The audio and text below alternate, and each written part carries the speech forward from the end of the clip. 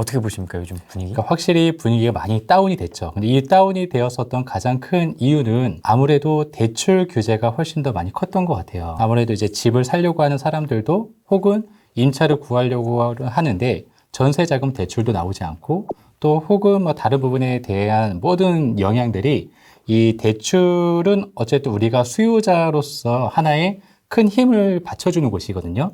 우리가 지금 투자 시장에 있다라고 했었을 때 이 사람이 수요자냐, 수요자가 아니냐, 이 차이는 수요자는 이제 뭐 내가 한 번 투자했든 100번 투자했든 이 사람들은 수요자가 아니라 현재 현 시점에 돈을 가지고 있는 사람들이 수요자가 되거든요. 네. 자, 그런데 이 돈이라는 것을 기존에 가지고 있던 사람들이 이제 있었던 반면에 이제 없던 사람들이 투자를 진행하려면 대출이 무조건 필요로 하는데 그 수요자의 영향이 많이 막히다 보니까 이제 수요자가 부족해지니 이러한 이제 공급 현상이 계속 거래가 꾸준하게 이루어지지는 않는 거죠. 자, 그러다 보니까 이제 새롭게 뭐 살려고 하는 물건들 그리고 내가 어떤 경우에는 비과세 전략을 받기 위해서 뭐 4월까지 혹은 5월까지 매도를 해야 돼 라는 사람들이 새로운 수요자가 나타나지 않다 보니까 네. 급매를 부르는 경향이 굉장히 많이 있거든요. 그래서 실제 뭐 네이버 매물이나 아니면 뭐 사랑방이나 뭐 다른 데 등등 해가지고 매물이 나와 있는 것보다는 현재 부동산 소장님이 가지고 있는 물건 중에서 한 5천에서 1억 정도 저렴한 매물들을 등록하지 않은 경우들이 꽤 많이 있었거든요. 이걸 이제 하락의 시작으로 보시는 분, 요즘 들어서 좀 약간 하락 목소리가 조금 더 커진 것 같아요. 옛날에는 조금 일부가 있었습니다만은 그 맹목적인 하락론자 빼고, 네. 폭락론자 빼고 하락을 전망하시는 분이 정말 소수였는데 지금은 조금 많아졌죠. 많아지고 목소리도 네. 조금 커진 것 같고요. 거기에 좀 이렇게 많이 호응을 하는 분들도 생겼는데 네. 어떻게 보십니까? 이제 하락의 시작입니까? 기본적으로 저는 이제 뭐 상승을 논한다, 뭐 하락을 논한다를 떠나가지고 예. 투자를 하는 사람의 입장에서는 상승을 하길 원하는 시점에서 바라보고 있어요. 그래서 이 부분을 이제 들으시는 분들도 조금 제 말을 조금 너무 이제 주관적으로 듣지 말고 객관적인 관점에서 바라봐 주시면 좋을 것 같아요. 네. 그래서 일단 저는 이제 기본적으로 전국이 동시에 하락을 하지 않는다라는 하나의 이제 그 베이스를 가지고 투자를 진행을 하고 있거든요. 그래서 한 해도 2003년도 이후로 KB 시세 안에서는 단 한 해도 6시도 이상은 무조건 올랐었어요. 전국적으로 다 동일하게 하락을 한 경우는 없기 때문에 지금은 하락을 한다, 하락하지 않는다 이 부분은 뭐 지금이 아니라 어느 지역이 하락하냐, 하락하지 않냐로 봐야지만 되는데 전국을 동일한 잣대로 보다 보면은 내 지역은 실제로 하락하지 않고 있음에도 불구하고 이러한 뉴스와 이러한 여론에 의해서 내 심리도 같이 하락을 하다 보면은 이 순간에 나도 모르게 손해를 볼 수도 있는 시점이 될 수도 있거든요. 그래서 이거는 지역별로 다른 부분이다라고 생각을 하고 있습니다. 수도권에 대한 전망을 한번 좀 이야기를 드리면은 아하. 조금 많이 도움이 되지 않을까라는 생각에 자료를 조금 가져와 봤거든요. 가정이 일단 써 있습니다. 부동산 가격이 하락할 것이다. 네.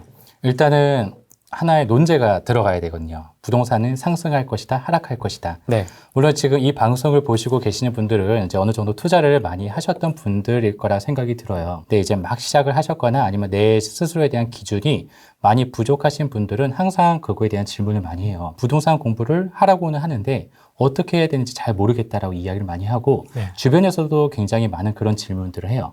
자, 그러면 저도 물론 그런 시행착오를 많이 겪었기 때문에 처음에는 무조건 하나의 내 스스로에 대한 논제를 던져놔라 라고 이야기를 하거든요. 상승할 것을 원하면은 상승할 것이다. 그럼 왜? 어디에서? 무엇이? 그래서 그거에 대한 입증을 하나 해줘야 되죠. 자, 그러면 지금은 하락할 것이다 라고 이 수도권에서 이야기를 하기 때문에 예. 부동산 가격이 하락할 것이다. 뭐 어디에서? 자, 그러면 이제 어디에서를 가져가기 전에 저희는 일단 수도권이라고 일단 이야기를 했기 때문에 수도권 자체적인 매매 가격 지수를 한번 봐볼게요. 네.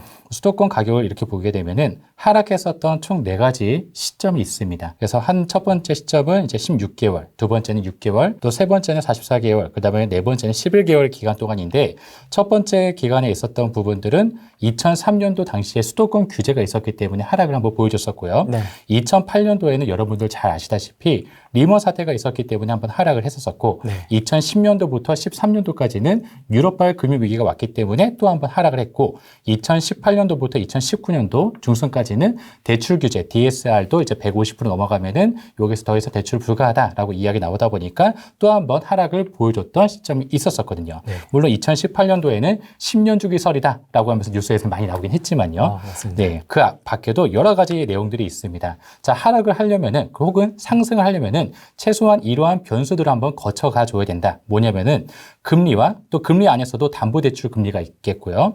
또 이제 제일 중요한 돈이죠. 자, 앙드레 코스톨라니의 뭐 이제 그 책에서 보게 되면은 심리는 90%, 돈은 10%에 의해서 가격이 결정된다라고 이야기를 해요. 자, 그러면 이 돈을 가질 수 있는 이 통화량, 시중에 돌고 있는 통화량을 얼마큼 많이 퍼져 있는지를 꼭 확인을 해줘야 되고 또 그에 따라서 가계 신용 증감률도 확인을 해줘야 되거든요. 왜 그러냐면 정부에서는 이 가계 신용 증감률을 굉장히 통제하려고 노력을 하기 때문에 얘가 조금이라도 올라가게 되면은 이 부분이 조금 낮추려고 노력할 것이고 이 부분이 많이 내려가게 되면은 어느 정도 풀어주려고 할 것이고 그래서 이거에 따라서 대출 규제가 완화가 될 수 있냐 조금 더 타이트하게 갈 수 있냐를 우리가 예측을 해볼 수가 있거든요. 네. 자, 그 밖에 당연히 제일 중요한 수급이 있잖아요. 입주 물량과 미분양. 자, 그리고 사람들의 심리를 가장 잘 표현할 수 있는 거래량을 또 가져올 수가 있고 이제 심리적으로 급등이 되게 되면은 이제 여기에선 내가 투자하면은 잃을 것 같아 라는 심리가 많이 이제 퍼지다 보니까 급등에 대한 여부도 한번 살펴볼 것이고요. 그 지역에 대한 분위기, 우리 수도권에 대한 뉴스에 대한 상황들만 한번 살펴보면 될 것 같아요. 딱 이 정도만 보게 되게 되면은 이 지역에 대해서 현재 어떤 상태이다. 정도까지는 알 수 있는 거예요. 자, 그리고 이제 전반적으로 제가 어떤 이야기를 할 거냐면요. 이러한 상태를 한번 확인을 하고 방금 전에 보았었던 이제 후보 1, 후보 2, 후보 3, 후보 4 그 2003년, 2008년 등등 해가지고 이 기간을 제가 가져왔던 이유는 현재 상태를 가져오고 각 후보별로 어떤 상태였는지를 살펴볼 거예요. 자, 그럼 현재 상태와 가장 유사했었던 후보를 가지고 비교를 해야 되죠. 그래야지 그 후보에서는 언제부터 올랐는지를 확인할 것이고 그 언제부터 올랐었을 때는 어떤 상태로 전환이 되었기 때문에 올랐는지 그거를 비교를 해가지고 현재 상태에서도 그거와 비슷하게 하게 되면은 언제쯤이면 얘가 전환이 될 수 있는지를 예측해보는 작업을 할 거예요. 그러니까 역사를 알아야 미래가 보인다. 그렇죠. 뭐 이런 느낌이네요. 네, 너무 장황하게 설명했죠. 너무 이제 심플하게 얘기를 해주시니까 좀. 아닙니다. 금리입니다, 일단. 네. 먼저 금리를 가져왔는데 기준금리가 이제 1.25%인데 계속 올라간다라고 이야기를 하고는 있죠. 네. 자, 근데 이제 2000년도부터 쭉 이 데이터를 가져왔는데 어쨌든 기준금리가 과거 대비해서는 낮은 포인트는 분명해요. 그렇죠? 그래서 1.25%라서 그렇게 높은 기준금리는 현재 시점은 아니다라고 판명을 할 수가 있어요. M0, M1, M2 해가지고 뉴스에서도 간혹 나오고 아니면 어떤 신문에서도 간혹 나올 거예요. 자, 우리가 이제 이 투자 시장에 있고 뭐 물론 이제 부동산이든 뭐 주식이든 간에 자본시장에 있으면 최소한 이 부분은 한번 이해를 하고 넘어가면 되게 좋을 것 같아요. M0 같은 경우는 이제 본원통화라고 해가지고 한국은행에서 돈을 막 뽑아내는 그 완전히 오리지널 돈을 M0라고 이렇게 이야기를 하고요. M0.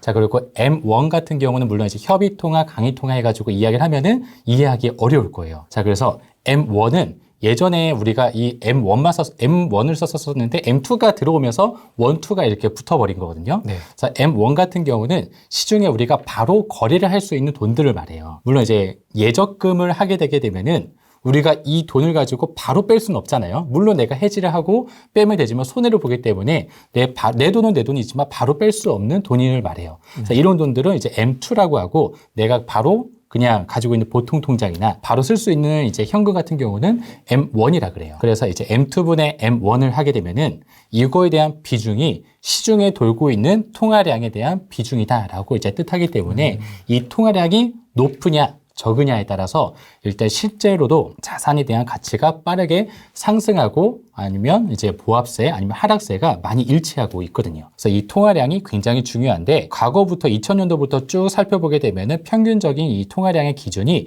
약 28% 정도가 되거든요. 네. 근데 현재 이제 오늘 12시에 따끈따끈한 한국은행에서 이제 통화량이 또 발표가 되었는데 네. 매달마다 발표를 해줘요. 네. 현재 12월 달 기준으로 해서 발표를 해줬는데 37.2%예요. 물론 이제 1986년도부터 이 데이터가 쭈루루 나왔었는데 그때 대비해서 가장 높았었던 이 통화량의 비중이 불과 몇 달 전이었었고 지금도 굉장히 높은 통화량이 돌고 있다는 뜻이죠. 그러네요. 네. 자, 그러다 보니까 물론 이 과거에 2020년도 11월 달부터 그때 뭐 다들 기억을 하시겠지만 2020년도 10월 달, 11월 달 이 두 개의 달이 거의 미친 달이었었거든요. 왜 그러냐면은 한 달, 두 달 만에 뭐 1억 원씩, 5천만 원씩 갑자기 뛰어버렸었던 그 기간이 있었었는데 이때도 통화량에 대한 그 양이 굉장히 많이 퍼졌었을 텐데 물론 2020년도 3월 때부터 코로나로 인해 가지고 정부에서 돈 풀기를 많이 했었던 경향도 있지만 이 부분이 실제로 돈이 신용 창조가 되는 이 순간까지는 약간의 시간이 걸리다 보니까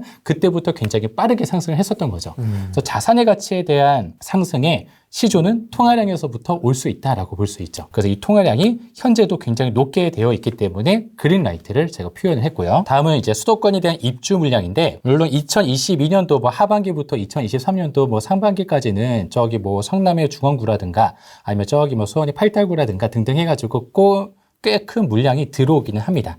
하지만 특정 지역들 위주로 해가지고 어느 정도 들어오고 그 외에 서울이나 그 외에 다른 지역들 같은 경우는 또 다소 부족한 입주 물량을 또 가지고는 있어요.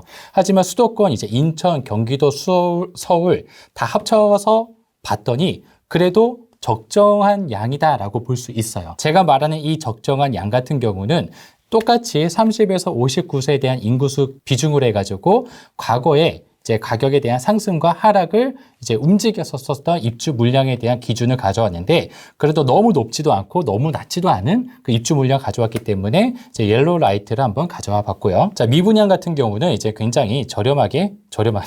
네, 저렴한 걸 원하다 보니까 네. 자, 미분양 굉장히 낮게 형성이 되어 있고 네. 그리고 2016년도 이후로는 거의 뭐 기준선에 도달하려고 보여주지도 않아요. 사실 수도권 같은 경우는 비싸서 못 들어가지 안 살고 싶은 지역들은 많지 않다 보니까 미분양 자체는 원래 그렇게까지 많이 나지는 않았었거든요. 현재도 굉장히 적은 미분양을 보여줬기 때문에 그린라이트 거래량은 이제 방금 이제 호랭이님이 말씀하셨다시피 굉장히 빠르게 떨어져 있는 부분들이 들어가 있어요. 네. 물론 이 거래량이 이제 많이 레드라이트가 됐었던 근본적인 이유는 부동산 가격이 비싸서가 아니라 취득세, 보유세, 양도세를 다 막아놨기 때문에 어쩔 수 없는 어떠한 거래량 감소가 될 수 있다라고 생각은 하긴 하지만 어쨌든 간에 이 가격에 대한 상승이 이루어지려면은 거래량이 어느 정도 보여줘야지만 되기 때문에 현재는 레드라이트다라고 이야기를 할 수가 있겠고요. 급등에 대한 여부는 이제 24개월 동안, 최근 24개월 동안에 40.4%의 상승을 보여줬어요. 자, 과거의 그래프를 보시다시피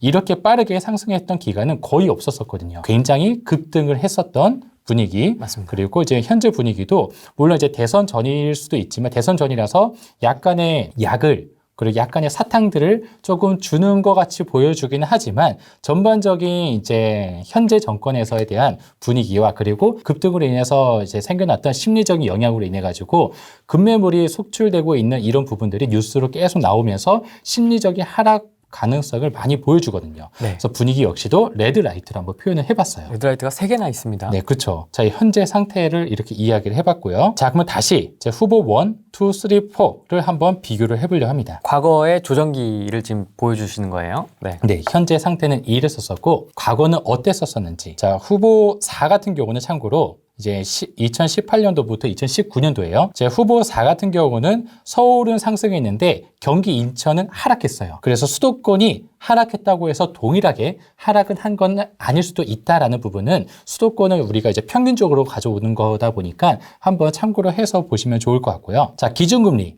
후보 1, 2, 3, 4를 가져와 봤는데 이제 후보 1 같은 경우는 내려가고 있고 후보 2도 빠르게 내려가고 있고 후보 3은 이제 올라가고 있고 후보 4는 1.75 정도 되어 있어서 그렇게 높지는 않긴 하죠. 하지만 이제 담보대출 금리 자체가 이제 실제 우리가 내야 되는 어느 정도 바로 우리가 실질 금리라고도 이야기를 할 수 있는 대출 금리인데 후보 1 같은 경우는 6.29%에서 내려가고 있고 후보 2 같은 경우도 내려가고 있고 하지만 후보 3는 이제 올라가고 있다가 내려가고 후보 4 같은 경우도 내려가고 있고 담보대출 금리 자체는 높긴 하지만 빠르게 내려가게 해주느냐 올라가게 하느냐 이 차이에 따라서 조금 다를 거예요. 그래서 후보 3 같은 경우가 조금 더 영향을 많이 미칠 수 있는 이제 그 상태를 가지고 있었었고요. 자, 통화량 같은 경우는 후보 1은 그 32.8%였기 때문에 기준선이 28%보다 높아서 통화량이 많이 생겨나고 있었다. 그리고 후보 2나 후보 3 같은 경우는 기준선보다 밑에 있었기 때문에 시중에 자금이 많지 않아가지고 이제 통화량이 많이 부족했었다. 그리고 후보 4 같은 경우는 조금 많이 있었다. 라고 해서 상태를 살짝 볼게요. 그리고 가계신용 증감률 같은 경우도 기준선은 6%로 맞춰 놓았어요. 물론 이제 문재인 정권에서도 6%로 맞춰라 라고 이야기를 많이 했기 때문에 그 기준을 가져와 봤는데 후보 1은 이제 이 기준선이 기준선보다 밑에 있기 때문에 좋았고 그리고 후보 2는 기준선보다 높았기 때문에 나빴고 후보 3도 나빴고 후보 4는 좋았고 해가지고 상태를 이렇게 볼 거고요. 또 대출 규제도 이제 계속 있었었지만 대출 규제가 있냐 없냐에 따라서 통화량이 바로 움직여주지는 않아요. 우리가 이제 그 정부에서도 내놓는 정책들이 바로 부동산 가격에 영향을 주지 않는 것처럼 대출 규제를 함으로 인해 가지고 나 더 이상 대출을 못 받는 거 아니야? 라는 심리 때문에 오히려 더 많은 대출을 일으키는 영향도 있다 보니까 대출 규제가 바로 이제 어떠한 통화량에 영향을 주진 않긴 하지만 그래서 결과는 통화량이에요. 그래서 이 대출 규제의 어떤 포인트가 통화량에 영향을 줄 수 있다 없다를 과거를 가지고 한번 비교를 해보면 좋을 것 같긴 하지만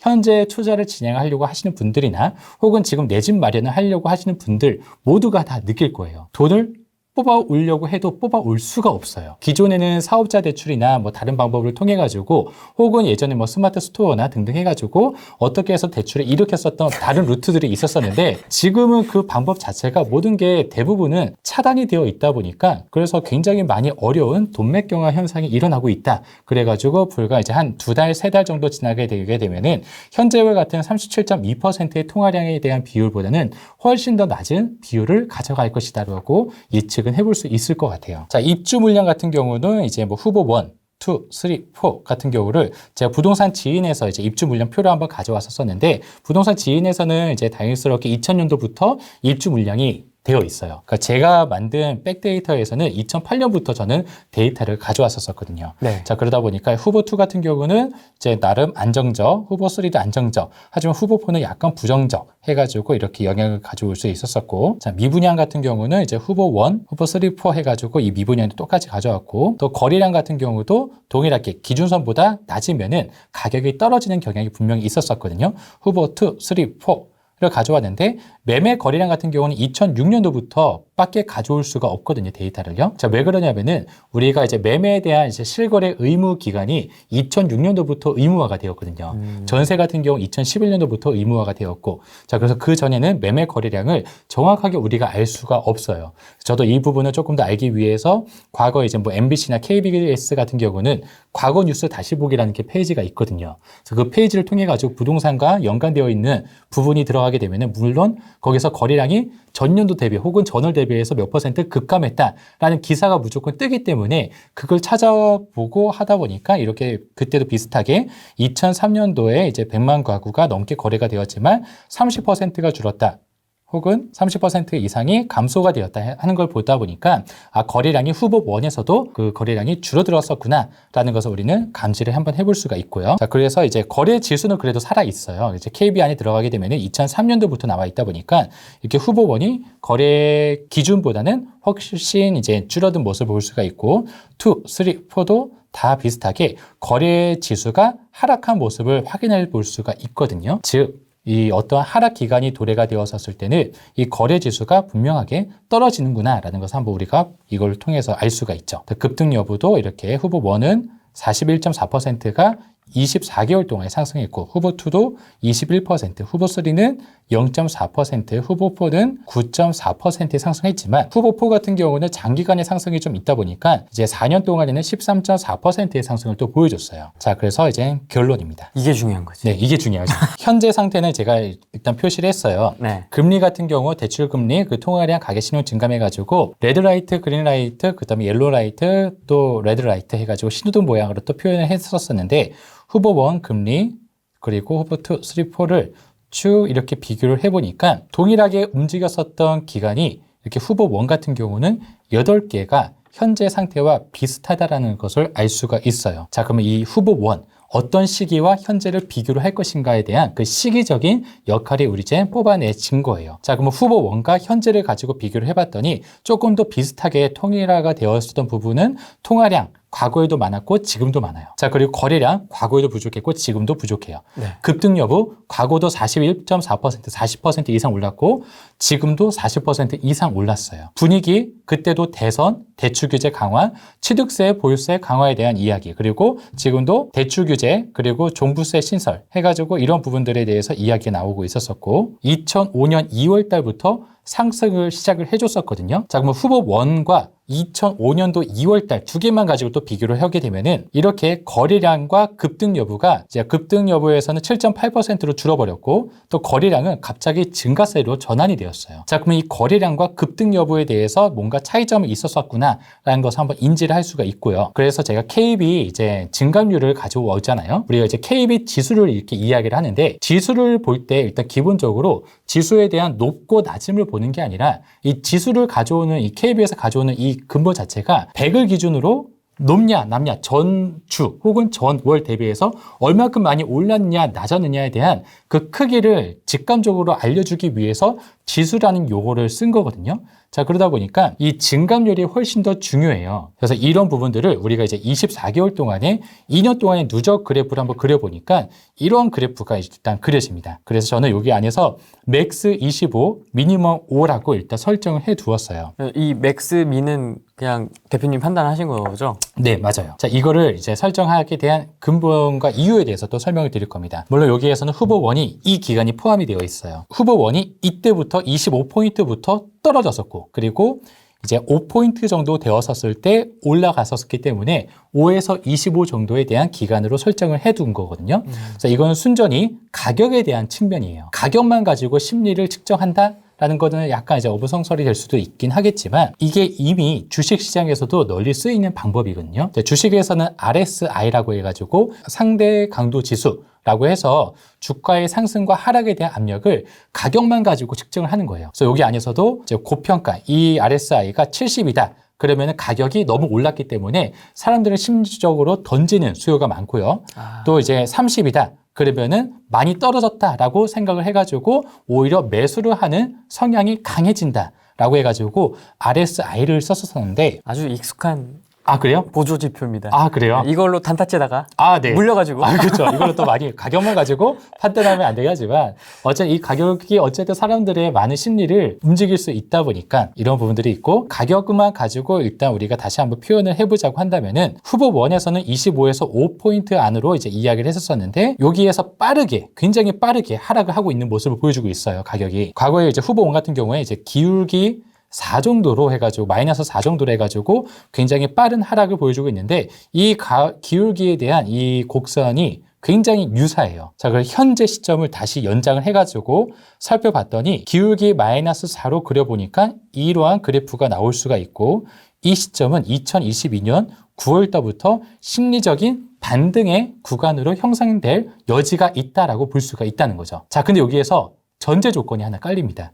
이걸 놓치면은 이 그래프 자체가 의미가 없어져요. 이게 뭐냐? 이게 되게 중요한데 5포인트 밑으로 더 떨어졌단 말이에요. 네. 얘는 왜 떨어졌냐? 다시 통화량 M1, M2를 보게 되면은 유동성 부족 구간이 있습니다. 이 유동성 부족 구간에서는 미리 이 유동성 부족 구간이 먼저 언지를 줘요. 그리고 이 언지를 줬는데 이 5포인트보다 떨어졌는데 여기에서 5포인트다라고 해서 바로 이제 매수를 하는 타이밍이 아니라 유동성이 부족해지게 되면은 이것보다 더 심하게 떨어질 수 있고 더 장기간의 하락이 올 수도 있다라는 여지를 보는 거죠. 즉 지금부터 우리가 유심히 봐야 될 부분들은요. 대선 이후 혹은 6월 달에 지방선거 이후로 대출 규제가 어떻게 완화가 되는지 그리고 통화량에 대한 그 비중이 얼마나 빠르게 떨어지고 있는지 혹은 보합세를 유지를 해줄 수 있는지 이 부분인 거죠. 그게 만약에 현재에 대한 통화량이 계속 유지가 될 수만 있다고 한다면은 2022년도 9월 달부터는 충분히 상승을 할 여지가 있다라고 저는 봅니다. 자, 그렇기 때문에 그 한국 부동산 원에서도 여기서는 미전망으로 내놓긴 했지만 과거 2020년도에 보게 되면은 실제 변동률은 5% 이상에 대한 상승을 했지만 한국 부동산 원 같은 경우는 이제 국토부의 그리고 국가 기관이다 보니까 다 하락을 전망을 하다 보니까 여기에 대한 신뢰성을 사람들한테 많이 놓쳐버렸거든요. 네. 그래서 이번에는 미전망이다라고 이야기를 했지만 미전망이? 네. 미전망이. 전망을 하지 않겠다라고 이야기를 했지만 충분히 우리는 또 예산안 가지고 역추적을 또 할 수가 있어요. 예산안을 가지고 봤더니 수도권은 5.1%, 지방은 3.5%에 대한 상승을 전망을 하고 예산안을 편성을 했더라고요. 그렇죠. 기사에도 나왔었죠. 네, 맞아요. 자, 그렇기 때문에 이렇게 2022년도 9월 달부터 상승을 할 여지가 충분히 있다라고 보는데 여기에선 전제 조건은 이 통화량 그리고 대출 규제에 대한 완화 부분들이 필수적으로 들어간다는 거죠. 이 지금 데이터로만 놓고 보면 서울 수도권은 9월 이후에는 좀 어떻게 반등의 여지가 더 큰 걸로 지금 네. 보시는 거잖아요. 네, 맞아요. 이 반등의 구간이 크냐 작냐는 논하기가 사실 어렵긴 하죠. 왜냐하면 이 부분은 심리적인 영향이 그때 돼서 굉장히 중요하기 때문에 하지만 이 하락세가 끝나는 지점을 우리는 이제 조금 살펴보려고 하는 거죠.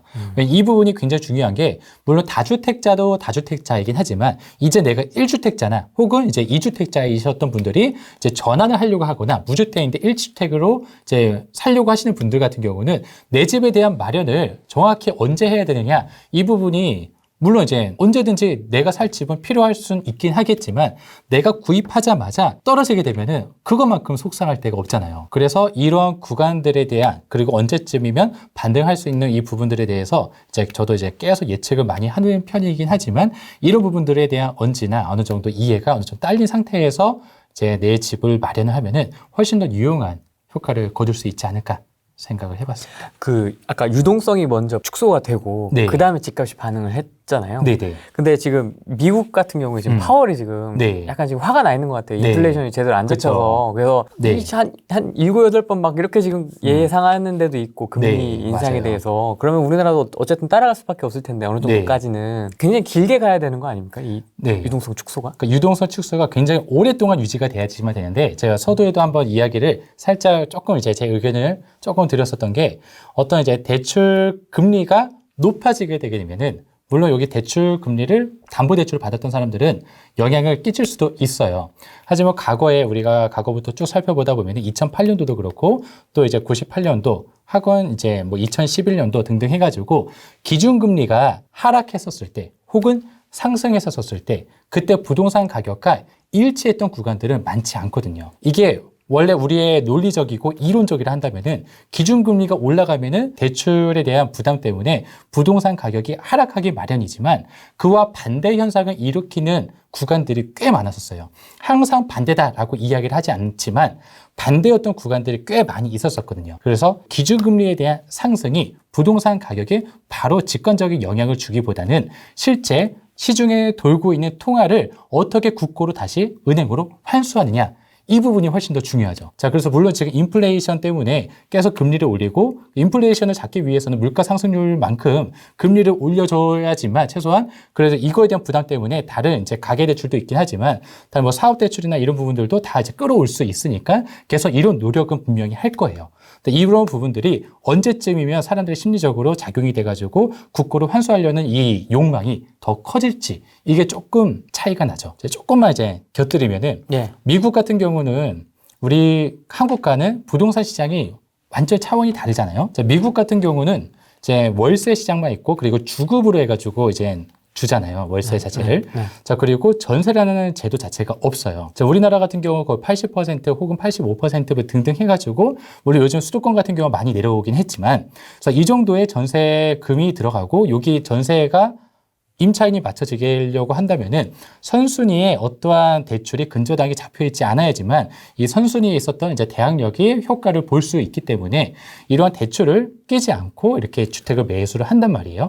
즉, 미국보다는 현실적으로 또 확연하게 대출에 대한 부담이 미국보다는 적을 수밖에 없거든요. 그래서 이제 주택 가격에 대한 영향은 그로 인한 부분들도 물론 효과를 미치지 않을까라고 개인적으로 생각을 해보죠. 그것 때문에 과거에서도 반비례가 되지 않고 이제 기준금리와 그 다음에 부동산 가격과 반비례가 되지 않고 이제 비례되는 모습들도 보여줬던 것이 아닐까라고 생각을 해봤었죠. 전국적으로 이런 개념은 이제 그렇죠. 없다고 아까 보셨으니까 맞아요. 이제 수도권 중심으로 해서는 네. 이런 되게 통화량을 조금 더 중요시 보는 듯한 느낌이 좀 네, 들거든요. 맞아요. 제가 볼 때 네. 수도권 이렇게 보실 때는 네. 보통 이제 다른 분들 수도권이나 이런 분들 얘기하실 때는 이제 다 강조 포인트가 다 달라요. 입주 물량을 조금 더 중요하게 보시는 네. 분도 있고 심리를 조금 더 네. 적극성을 좀 네. 중요하게 보시는 분도 계시고 이제 여기는 통화량. 네. 여기가 조금 더 포인트인 것 같아요. 통화량 자체가 심리적인 영향이 굉장히 크죠. 통화량이 돌아줘야지만 내가 수요자가 생기거든요. 그러니까 이게 바로 심리거든요. 그래서 이 심리가 상승하려면은 수요자가 많이 생겨야 되는데 돈을 가지고 있는 사람들이 많아져야 되다 보니까 이 통화량에 대한 비중이 굉장히 수도권에서는 크게 좌지우지 될 수밖에 없다는 거죠.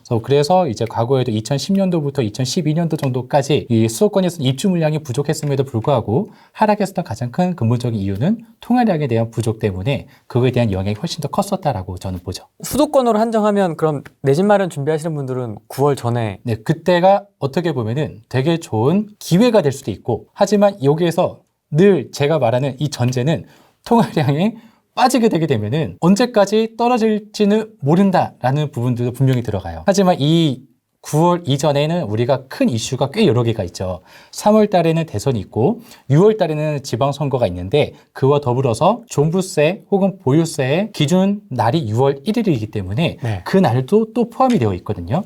이게 뭐냐면은 이제 2019년도 12월 달에 그때부터 이제 뭐 4주택자부터는 이제 취득세 중과가 들어갔었어요. 4.6%에 대해서. 자, 그러다 보니까 2020년도 초반에는 굉장히 많은 사람들이 법인 투자를 진행했단 말이에요. 자, 그러다가 갑자기 2020년도 6월 달에 안 되겠어. 법인들은 다 무조건 종부세를 6억에 대한 구간도 해지해버리고 그 이제 배제해주는. 그래서 바로 종부세를 다 내야 돼. 3% 또는 6%. 때 거의 다 6%를 내고 있단 말이에요. 자, 근데 수도권에 대한 이 공시 가격은 이미 엄청 커요. 근데 여기에서 6%를 내고 있다 보면 이번에 작년에 처음으로 이제 종부세를 한번 과세를 맞은 사람들은 이게 뭐야 하면서 굉장히 깜짝 놀래 하셨을 것 같아요. 자, 그러면 그러한 물건들은, 법인에 대한 물건들은 이제 개인분들이, 무주택자 이런 분들이 조금 더 쉽게 취득할 수 있는 사상 초유의 뭐 기간이 아닐까라는 생각도 해볼 수 있죠. 그러면 조금 더 좁게 잡으면 5월 말 전까지. 네, 그렇죠. 그러면 3월부터는 움직여야 되겠군요. 네. 사실 이제 수도권 안에서도 이제 우리가 뉴스에서 많이 보셨겠지만 공시가 1억 원 이하 투자도 많이 있었었고, 그다음에 이제 물론 이제 법인 투자 많이 있었었는데, 이제 공시가 1억 원 이하 투자 같은 경우에서는 이제 4월 달에 우리가 이제 바뀌잖아요. 네, 공시가격이 이제 발표가 되고 3월 말까지는 직전 연도의 공시가격으로 우리 취득세를 납부를 하기 때문에 3월 말까지가 넘어가게 되면 그에 대한 수요가 떨어진다라는 것을 인지하는 다주택자 같은 경우는 그 전에 또 매도를 하긴 하겠지만, 공시가격 1억 원 이하의 실거주를 하려고 하시는 분들은 많이 또 없을 것 같아요. 물론 이제 그 주택이 나쁘다가 아니라, 그래도 이제 상대적으로 이제 여기에서 조금 더 이제 투자를 해가지고 좋은 집으로 이사를 가려고 하시는 분들이 더 많이 있을 테니까 거기 거의 이제 투자용으로 보시는 분들이 많이 있을 것 같아서 그런 수요들이 좀 많이 빠지지 않을까라는 생각이 들어서 3월 말까지는 이제 그 공시가격에 대한 전환, 그리고 5월 말까지는 이제 종부세에 대한 그 과세 기준이, 그거를 한번 기준을 한번 생각을 해보시고, 모니터링은 단순히 우리가 이제 후랭이 TV에서 이야기를 해가지고 어디가 얼마입니다 이렇게 이야기는 하지 않으니까, 내가 관심을 가지고 있는 어떤 아파트에 대해서 수시적으로 부동산에 전화를 해봐서 가격을 물어보시면 되게 좋거든요. 제가 서두에도 한 번 더 이야기 드렸다시피 실제 나와 있는 매물에 대한 가격과 부동산에서 가지고 있는 이 가격은 굉장히 갭이 크다라는 것을 요즘에 되게 많이 느끼거든요. 거의 이제 5천에서 1억 정도. 그러니까 이게 뭐 10몇 억에서 뭐 5천 1억이 아니라 뭐 이제 6억에서 5천에서 1억이면은 굉장히 20% 큰 거죠. 굉장히 크죠. 그 정도의 이제 호가가 나오고 있다라는 거거든요. 그런 걱정은 좀 없으세요? 다주택자이시잖아요. 네. 갑자기 찾아올 블랙스완, 네. 하락장, 급격한 하락장, 네. 뭐 이런 거 다 무시하고 막 네. IMF 할아버지가 왔어요. 네. 막 이런 할아버지까지 오셨고. 이럴 수 있잖아요. 네. 그런 하락장에 대한 이런 거는 좀 어떻게 준비를 하고 계신지. 그러니까 이런 거 준비를 토대로 저는 이제 애초에 투자 자체가 거의 그래요. 그러니까 제 책에서도 이야기하고 있는 유책? 네. 중점적인 이야기가 상승은 예측하지 말자예요. 지금 오로지 이렇게 해놓고 지금? 네, 그렇게 해놓고. 그러니까 이렇게 해놓은 이유는 이제 이 상황이 근본적으로 계속 비슷하게 심리가 전제 조건이 계속 내가 생각한 것과 비슷하게 움직이지 않느냐, 이거를 던져놔 봐야지 내 실력이 향상이 되더라고요. 그리고 그 현재 실장의 그 지역마다 돌아다녀 보고 이 이야기가 맞는지 안 맞는지를 계속 검증을 할 수가 있거든요. 근데 제가 만약 책상머리에 앉아가지고 계속 뭐 만지고 하다 보면은 내 실력은 내 생각 안에서만 돌다 보니까 실력에 대한 향상과 데이터에 대한 어떠한 순환이 이루어지지 않아가지고 계속 이거를 제가 막 중점적으로 해가지고 이제부터 투자하세요 이렇게 한 게 아니라, 제 이제 뭐 강의나 뭐 책에서도 오로지 하락에 대한 이야기만 하거든요. 그래서 이렇게 한 거는 그냥 이제 참고용으로, 저도 공부용으로 이렇게 이야기를 한 거고. 네. 그럼 어떻게 좀 조심스럽게 이렇게 하세요? 조심스럽게 하는 이유는 이제 하락에 대한 부분들이 4가지 이유가 있더라고요. 자, 그런데 제가 이 4가지 이유를 잡기 이전에 저는 항상 그 생각을 해요. 되게 엄청 보수적이거든요. 네. 누가 보면 지금 굉장히 과감하다라고 이야기할 수가 있긴 하겠지만, 어떤 거 하나 하더라도 굉장히 여러 번 두드려 봐요. 그리고 굉장히 꼼꼼하게 찾아보고 어떠한 이제 케이스 1, 플랜 A, 플랜 B 해가지고 굉장히 많이 하고 그렇게까지 하면서 이렇게 하고 싶냐라고 이야기를 들을 정도로 굉장히 꼼꼼하게 하는 편이거든요. 그럼 예로 좀 하나 설명을 해주신다면 아파트명은 공개하지 않더라도 네. 좀 뭔가 케이스가 있을까요? 그렇죠. 여기 안에서 물론 이제 우리가 투자를 진행을 할 때 저렴하게 가져오는 게 키포인트잖아요. 네.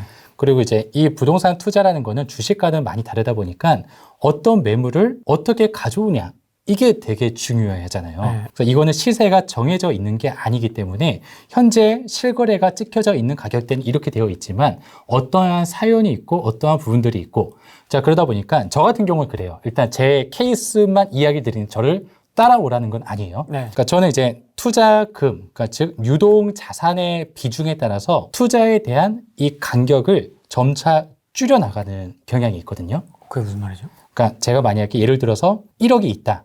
네. 예를 들어서 그러면은 5천 정도까지만 이렇게 쓰겠다라고 해서 5천 정도의 갭 투자나 혹은 어떠한 투자금을 통해 가지고 다른 투자를 하겠다. 그러면은 1년마다 투자를 해야지.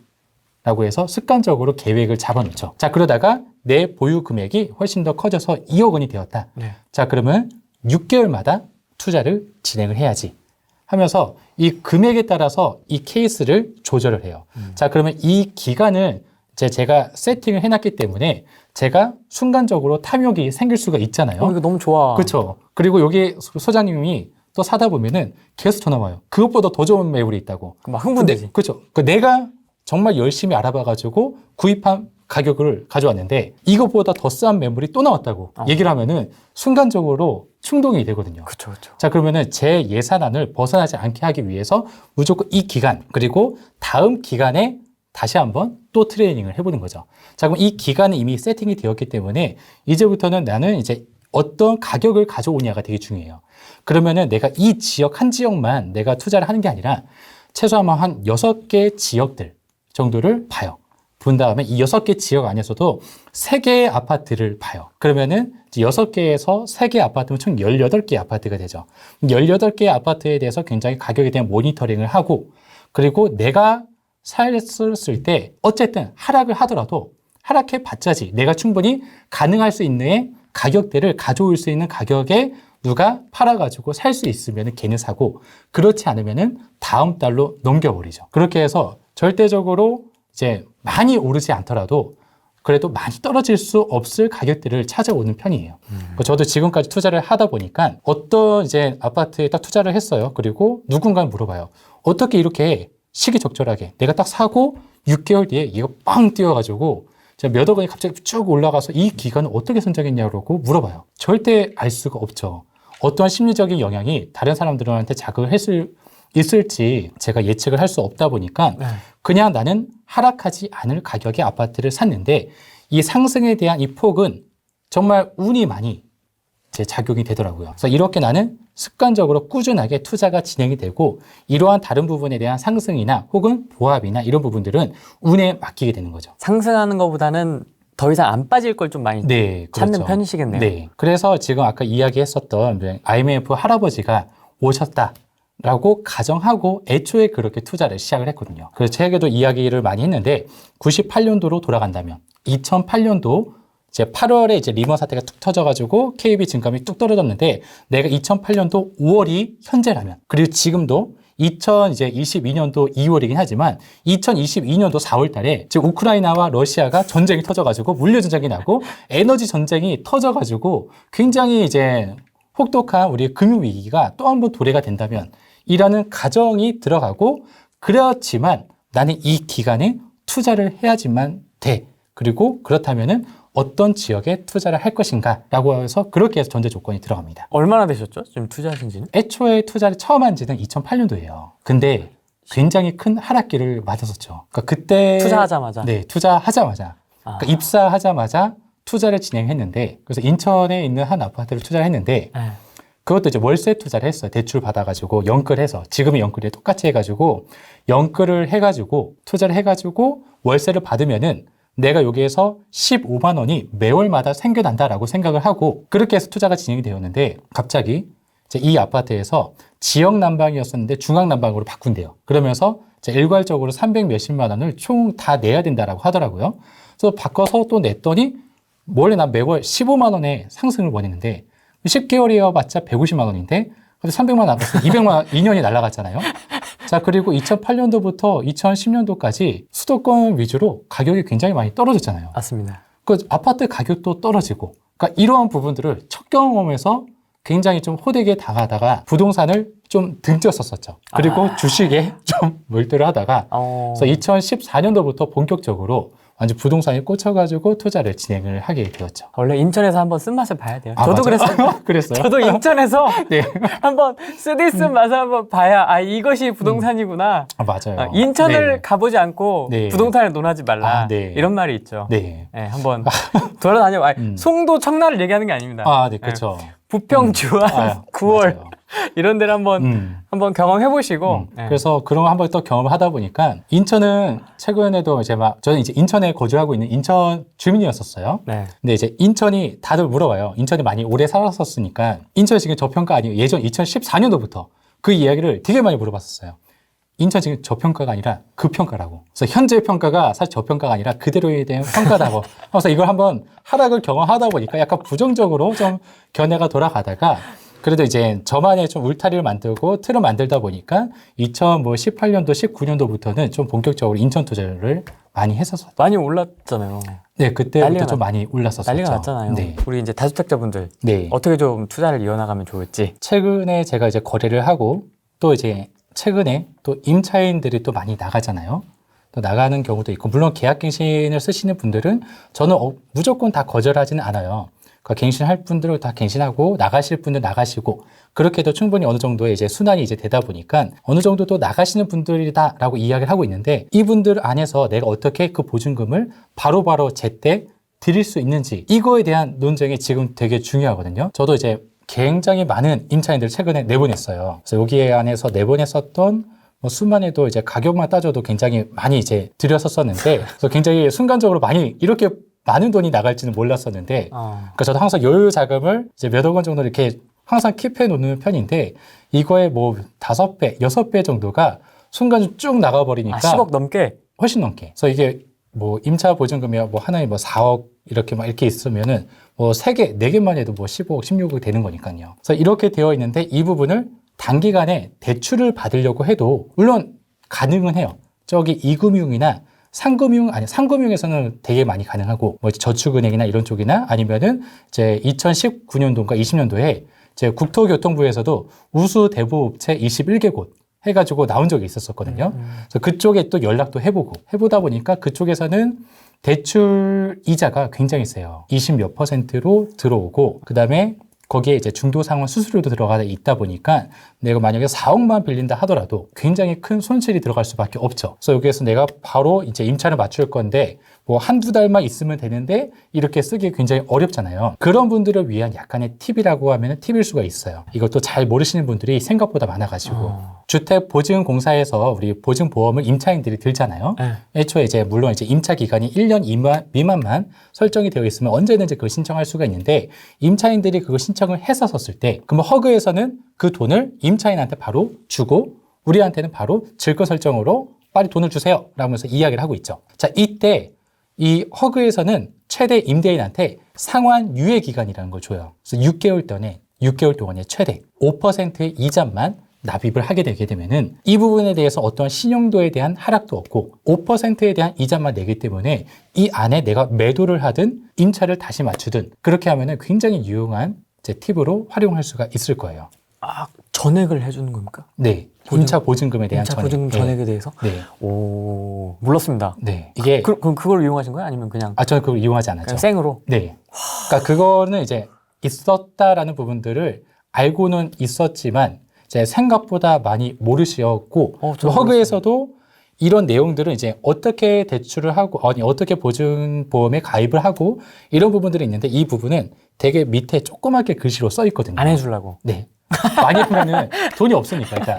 그래서 다주택자를 위한 서비스니까. 그렇죠. 임차인을 위한 이쪽에 좀 더 충실해야 되니까. 이 돈이 또 빠르게 빠져나가다 보면 이것 또한 또 없어질 수도 있을까봐. 그렇죠. 이거 프랭이 TV 구독자분들이 많아가지고 또 많이 근데 요새 조회수가 안 나와서 괜찮습니다. 이런 부분들도 있으니까 그때 맞춰가지고 현장에 직시할 수 있는 대출과 혹은 세금에 대한 부분들도 이제 계속 너무 많이 바뀌잖아요. 그 일시적 2주택자는 무조건 1주택 비과세까지 다 허용을 해주겠다라고 하다가 다주택에서 2주택이 되었었을 때는 너는 그래도 이제 2년 동안에 또 보유를 해야 돼. 라는 이야기를 또 바뀌어버리다 보니까 이거에 대한 스케줄링을 잘못해가지고 또 피해를 많이 보거든요.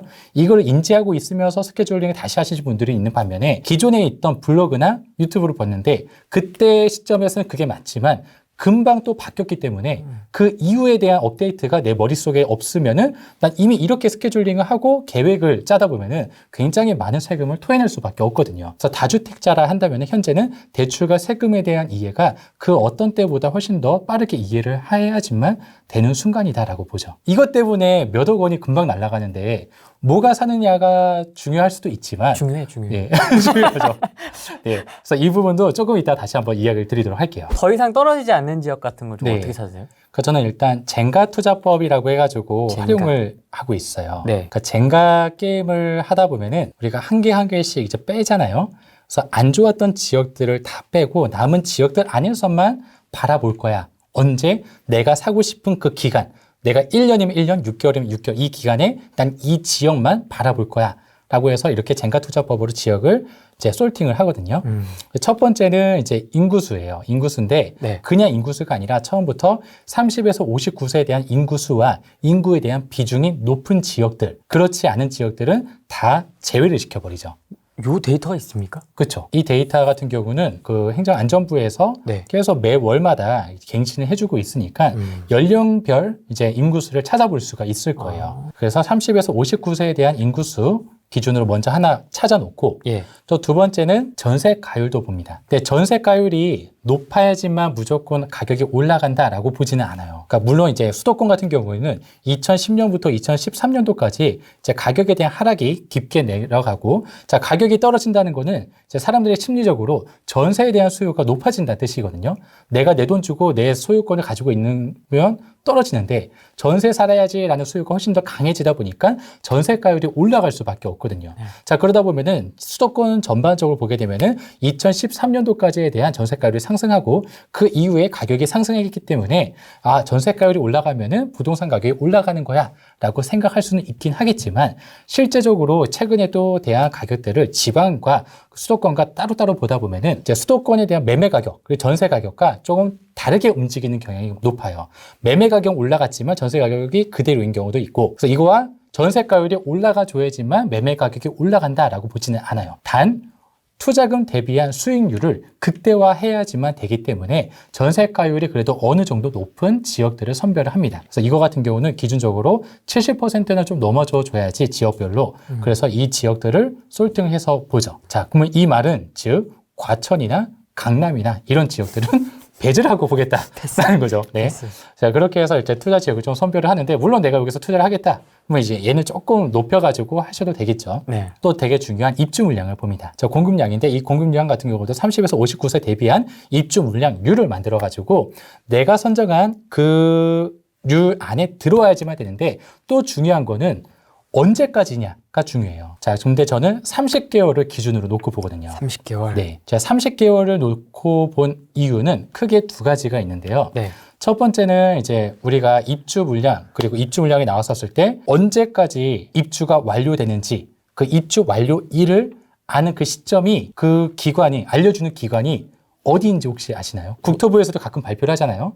언제 입주를 한다, 뭐 이렇게 해서 이야기를 하고 있는데, 우리가 부동산 114에도 나와 있고, 지금 뭐 부동산 지인, 뭐 아실, 뭐 등등이 굉장히 많이 나오고 있는데, 이 입주 시점에 대한 그 세대수를 알려주는 기관은 딱히 없거든요. 근데 이거에 대한 자료는 애초에 그 분양 공고가 떴었을 때 입주 예정월 해가지고 아파트마다 나오거든요. 그래서 그걸 가지고 누군가 최초 1위는 수작업을 하고 있다는 거예요. 그래서 그걸 가지고 이제 어떻게 써가지고 널리 퍼져 있는 부분이다 보니까 이 부분에 대한 데이터가 물론 이제 부정확해지려면 부족해질 수 있지만 어쨌든 입주 공고가 뜨고 나서부터다 보니까 실제로 거의 30개월 정도 안에 입주 예정월이 들어올 확률이 높아요. 물론 뭐 3년 뒤다, 4년 뒤나 입주 예정월이 나와 있는 단지도 있긴 하지만 현재 조회했던 시점 이후에 이때로 다시 조회하게 되면은 이 30개월 안에 입주 물량 세대수가 훨씬 더 많아질 거예요. 기존에는 기입이 되지 않았었던 미기입된 아파트 세대수가 있었기 때문에. 자, 그래서 30개월로 놓는 이유가 그 이유 중에 하나이고, 또 하나는 보통 이제 지금은 계약갱신 청구권이 있다 보니까 4년은 어느 정도 생각을 하고 투자하시는 분들도 있긴 하지만 저는 일단 일반적으로 2년 정도를 많이 보거든요. 그래서 2년 정도의 투자를 진행하겠다 그러면 내가 맨 처음에 가계약을 하고 이제 일주일 뒤에 본계약을 하고 그 다음에 이제 그 잔금까지 한 2달, 3달 정도 기간이 있어요. 네. 자, 그 기간, 총 3개월 정도의 기간을 앞에서 잘라먹고 그리고 2년을 보유하고 있다가 나중에 매도하려고 하는데 그 이후에 3개월 이내에 입주하는 물량이 근처에 있다 한다면은 내가 매도할 때 굉장히 큰 영향을 미치더라고요. 그렇게 해서 얘 또한도 2년 6개월이 되죠. 총 30개월. 그 30개월 안에 들어오는 모든 물량의 수는 내가 투자하는 이 아파트에 영향을 미친다라고 보고 이 입주 물량률을 계산해서 순위를 만들어 놓죠. 그리고 이 순위 안에 들어오는 지역들 안만 나는 여기에 젠가에 집어넣죠. 그 다음은 또 미분양을 또 봅니다. 미분양 같은 경우는 제 그 지역의 심리의 바로미터라고도 많이 불리는데 이거는 세대수 대비해서 그 지역 세대수도 행정안전부에 매월마다 갱신이 되죠.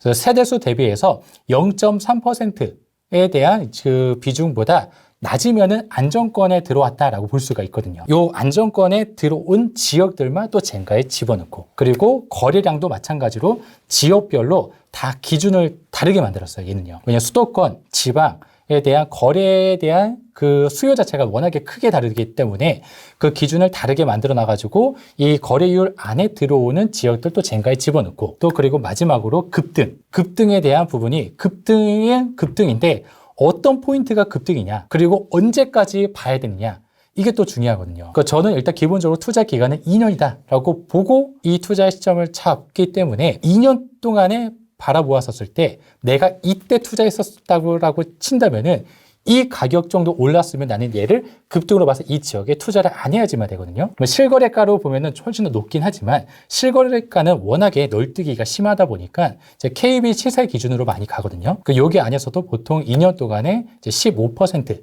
정도의 상승이 이루어지게 되게 되면은 얘도 급등이라고 보고 그렇지 않은 지역들을 또 이 젠가에 집어넣죠. 자, 그러면은 제가 여태까지 말했던 6개의 변수들이 있을 거예요. 이 변수들 안에서 집어넣었던 지역들이 교집합이 돼서 모든 지역들이 다 겹치는 지역들이 몇 개가 나오는데 이게 생각보다 많진 않아요. 그러니까 그렇게 나오는 지역들이 한 10개에서 뭐 15개 정도 지역이 나오게 되면은 제가 이번 달에 바라봐야지만 되는 지역들은 이 지역 외에는 누군가 이 지역이 좋대, 저 지역이 좋대라고 이야기하더라도 맞고 그 지역만 모니터링을 하고 그렇게만 움직이죠. 그렇게 해서 투자를 이제 2016년도부터는 그런 식의 투자를 진행을 했었었고 그렇게 해서 지금까지 나름의 안정적인 투자와 그다음에 그런 부분에 대한 기반이 갖춰져 가지고 조금 더 강조를 드리고 저는 이 외에는 다른 투자를 하지 않아요. 그러니까 이렇게 그대로 해도 충분히 손실 없이 굉장히 큰 수익을 거둬왔기 때문에 이거 그대로 진행을 하고 있죠. 그러니까 저도 사람인지라 아무리 내가 스스로 객관적인 사람이야 라고 이야기를 스스로 많이 막 하고 있어도 순간적인 이제 탐욕은 어쩔 수가 없잖아요. 투자 이제 자본시장 안에서는. 그래서 그런 부분을 최대한 배제하기 위해서는 이 지역 안에서 투자를 하다 보면은 네. 이 지역이 어쨌든 떨어지지 않을 가격으로 투자를 했다가 물론 떨어질 수도 있겠죠. 나쁘게 되면은. 하지만 떨어져도 다른 것들 대비해서 상대적으로 내가 방어할 수 있는 수준의 가격대만 구입을 하게 되면은 되게 안정권으로 내가 이 부동산을 취득한 것 자체가 나중에 향후에 내가 하고 있는 일과 혹은 다른 가족과 주변의 지인들과에 대한 관계에서 틀어질 염려가 굉장히 적어지는 거죠. 물어봐야 되겠다라는 지역이 2가지가 있거든요. 첫 번째, 네. 당연히 울산. 네. 네, 울산 시장은 좀 어떻게 보십니까? 울산 부동산 네. 시장은? 울산 지금 심리가 굉장히 많이 꺾였거든요. 네. 그리고 이제 지금 뭐 뉴스에서는 뭐 대전, 세종, 대구가 하락을 했다라고 이야기를 하고 있는데 조만간 울산에 대한 하락 이야기도 포함돼서 이야기가 나올 거예요. 그 이유는 제 매수 심리 지수라고 이야기하는 매수 우위 지수. 이 부분이 확연히 꺾인 게 오래되었거든요. 그래서 이 부분은 조만간 또 들어갈 거라고 봐요. 그러니까 이 부분에 대해서는 물론 이제 가격에 대한 상승이 최근에 꽤 많이 2019년도 말부터 굉장히 빠르게 올라갔거든요. 매매 가격에서 2배 이상이 올라갔기 때문에 굉장히 빠르게 올라간 부분들이 있어가지고 이 심리가 한층 꺾인 거는 분명해요. 자, 하지만 여기에서 또 다른 시그널이 올 수 있는 부분들은 조선업에 대한 호황이거든요. 자, 근데 울산을 바라볼 때는 두 개를 따로 봐야 되거든요. 중구, 남구. 보통 이제 우리가 남구 같은 경우는 이제 옥동도 있고 학원가가 있다 보니까 이 지역 위주로 많이 보는데 이 중구, 남구와 동구는 이제 별개로 봐요. 왜냐하면 동구 같은 경우는 조선업에 대한 시장과 가격이 많이 비슷하게 비례해서 움직여지고 남구, 중구는 그냥 울산 전반적인 가격으로 흐름으로 가다 보니까 대구광역시와 부산광역시의 영향을 많이 받고 그리고 창원시도 마찬가지고 그래서 이렇게 해서 이제 남구, 중구가 따로 보는데 남구, 중구 자체에서는 일단 심리적으로 꺾인 부분은 명확하게 드러나 있다 보니까 얘가 다시금 올라가기에는 꽤 오랜 시간이 걸릴 것 같다라고 생각이 들어요. 다 이제 동구 같은 경우에서는 뭐 심리적으로 최근에 또 안 좋은 뉴스라고 생각할 수도 있고 아니면은 좋은 뉴스라고 또 생각할 수도 있는데 최근에 이제 아프가니스탄에 있는 이제 최근에 이주됐던 그 150명 정도의 그 이주민들이 울산 동구에 터를 잡게 되었죠. 그래서 터를 잡게 되다 보니까 그 초등학교나 뭐 다른 쪽에서 동구에 대한 주민들은 또 이제 반발을 하기 시작을 하죠. 왜냐면 이제 그 다문화 가정이 나쁘고 막 그걸 떠나가지고 이 사람들은 어쨌든 집값만 이렇게 생각을 하다 보니까 이런 부분들도 있긴 하지만 어쨌든 근로자에 대한 수도 증가한 부분들은 명확하거든요. 조선업 자체에 대한 이제 근로자 수가 많이 부족해가지고 물량은 많거든요. 지금 수주량도 이제 2년, 3년째 또 굉장히 많은 수주량을 가져오고 있고 또 지금 뭐 매 주마다 거의 한 척씩 나갈 정도로 굉장히 빠르게 제 배를 만들고 있는데 이 부분에 대한 이 향후 전망도 굉장히 좋기는 해요. 근데 이런 부분들이 좀 엮여가지고 어떻게 진행이 될지는 사실 좀 동구 같은 경우는 긴가민가한 부분들이 있어요. 근데 지금 뭐 매매가 자체가 뭐 5억에서 6억 사이 그리고 이제 대장 아파트라고 하더라도 그리고 이제 신규 아파트라고 하더라도 거의 뭐 7억 미만으로 되어 있다 보니까 남구와 중구에 비해서는 굉장히 저렴하다라고 생각은 할 수 있는데 이 부분이 그래도 맥시멈 가격이 올라가 봤자 현재 이 가격 남구와 중구에 대한 가격이 현재 가격으로 유지가 되고 있다라고 한다면은 이 동구의 가격이 신축 아파트라 하더라도 8억 이상을 넘어가기가 힘들 것이다라고 보았었을 때 현재 투자금 대비해 가지고 추가로 투자를 해 보았자 내가 받을 수 있는 수익률이 생각보다는 높지 않을 수가 있기 때문에 현재 울산 자체에 대한 시장은 전반적으로는 좋게 보지는 않고 있습니다. 아니 그러면 현금을 그렇게 생으로 이렇게 박아서 낼 정도면 전세가 그게 잘 안 맞춰져서 그런 거예요? 원하는 전세가가? 아니면 그냥 갑자기 나간다 그래서? 그런 케이스가 많진 않아요. 근데 갑자기 나가는 케이스이긴 한데, 그래서 원래 갱신권을 쓰려고 하다가 이분이 나가면 안 되겠냐, 그 다른 지역으로 파견을 가게 된 거예요. 갑자기? 네. 그래서 이제 이러한 이제 사정을 이야기를 했는데, 저도 물론 이제 현재 시세가 전세 시세도 1억 이상이 또 올라가 있기 때문에 뭐 나쁘지는 않으니까 뭐 괜찮다 편하실 대로 하셔라 라고 이야기를 하고 그 기간 안에 내가 못 돌려줄 수도 있잖아요. 그러니까 그 당일날까지는 모르는 거니까 미리 그 대출에 대한 준비를 미리 해야 되거나 혹은 내가 다른 보유액에서 좀 다른 걸 매도를 해가지고 얘를 미리 준비를 해야 되거나 그래서 그런 상황이 올 수도 있으니까 임차 보증금을 돌려주는 당일 이전에 미리 다른 걸 다 준비를 해야 돼가지고 그렇게 상황이 정리가 된 거죠. 전체 자산의 몇 % 정도를 현금으로 갖고 계세요? 몇 %라고 이야기를 하지는 않고 그냥 보통 한 2억에서 3억 정도는 일단은 가지고는 있죠. 급한 일이 생겼을 때 이제 그렇죠. 해야 되니까. 언제 어디서 급한 일이 생길지 모르다 보니까 그렇게 해놔도 급한 일이 생기면 턱없이 부족하구나 라는 부분들을 이번에 또 많이 뼈저하게 느끼면서 미리 케이스 바이 케이스를 훨씬 더 많이 준비해야겠다라는 생각을 많이 했죠. 또 궁금한 데가 어딘지 아세요?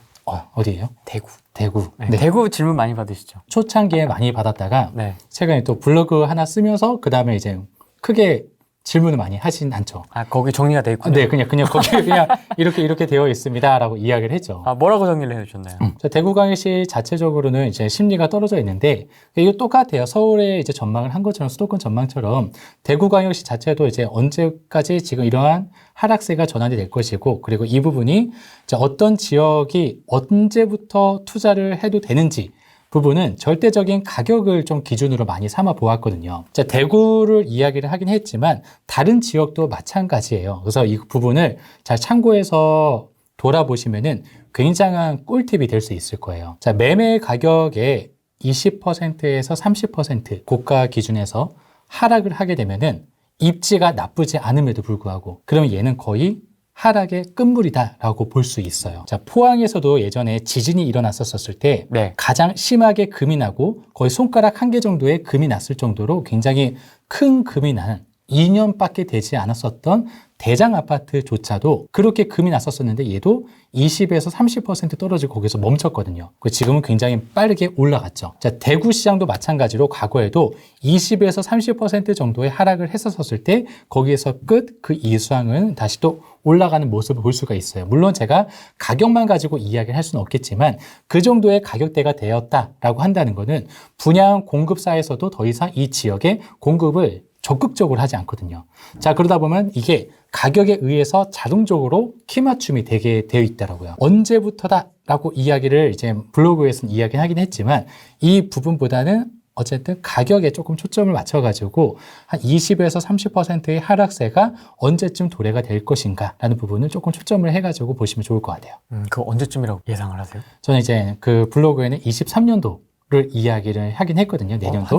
네. 내년 2분기. 정도를 이야기를 했죠. 이 부분 이야기를 한 거는 제가 계속 혹시 오해하실까봐 그래요. 다른 거 다 잘라 듣고 이 기간이야 라고 하면서 거기에 내 모든 것을 막 이렇게 투자하시는 분들이 있을까봐 높아심에 이야기를 드리는 거예요. 그러니까 제가 이렇게 예측을 하고 하는 부분들은 이 상황과 현상들이 그대로 존재하는지에 대한 부분을 제 스스로 검증하기 위함이고 네. 제 스스로도 투자하는 데 도움이 받기 위해서 진행을 하는 거는 인데 다른 전제 조건들이 입주 물량이라든가 아니면 다른 지방 같은 경우는 산업에 대해서라든가 아니면은 제가 조금 전에 이야기했던 통화량이라든가 이러한 전제 조건이 빠져버리게 되면은 더 깊은 하락이 올 수도 있거든요. 그런 게 없다라는 가정하에서 만든 예측이다 보니까 이 부분은 참고로 보시고 그 다음에 조금 더 정독하셔가지고 그 한 분 한 분마다의 인사이트를 조금 더 키우시는 데 도움이 되실 것 같아요. 줄 대표님이 맞겠지. 내년이구나. 네, 내년 정도로 내년이구나. 보고 있습니다. 왜냐하면 이 대구가 전국구잖아요, 지금. 맞아요. 다들 째려보고 있는 네. 지역이라서 지금 네. 다들 눈치 보고 네. 야, 네가 먼저 선빵 쳐 지금 약간 이런 느낌이거든요, 네. 지금. 대구와 세종도 마찬가지죠. 아, 세종도 그렇습니까? 네. 네. 세종은 이게 또 너무 많이 이렇게 돼가지고. 네, 너무 많이 되었지만 또 그만큼 많이 하락을 최근에 또 하고 있는 부분들이 있죠.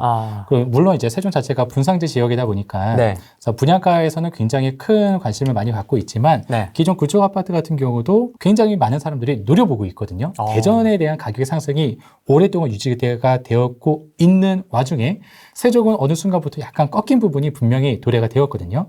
근데 물론 이 세종 자체에 대한 어떠한 현황 그리고 어떤 호재나 뭐 이런 것들이 때문에 올라갔다기보다는 이제 더불어민주당에서 어떠한 발언과 어떤 언급 때문에 순간적으로 두 번의 껑충껑충 뛴 경향이 있어요.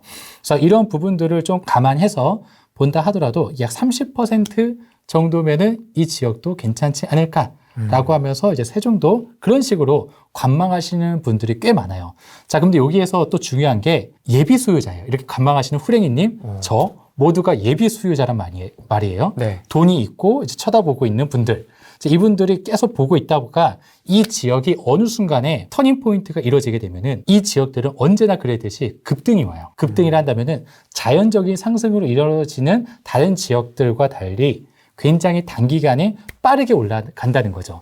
자, 그러면 단기간에 빠르게 올라갈 때는 여러분들도 그렇고 저도 그렇고 후랭님도 그렇고 그 기간을 정확하게 잡아서 투자할 수가 없어요. 이런 지역들 같은 경우는 내가 원하는 가격을 미리 세팅을 해놓고 그 가격대에 사놓고 그냥 기다려야지만 어느 정도의 투자 수익을 거둘 수가 있더라고요. 그러면 대구나 세종은 대표님의 그 레이더에 좀 들어가 있는 지역들입니까? 그렇죠. 계속 모니터링을 하죠. 임장도 자주 가고. 임장도 가시고. 네. 그럼 좀 분위기가 좀 느껴지시겠네요, 현장에서의 분위기가. 그렇죠. 굉장히 안 좋다는 분위기가 느껴지죠. 전화를 또 돌리고 또 제 전화번호를 남겨놓게 되면은 또 굉장히 친절하게 또 전화가 많이 오는 지역들, 분위기가 안 좋은 곳이죠.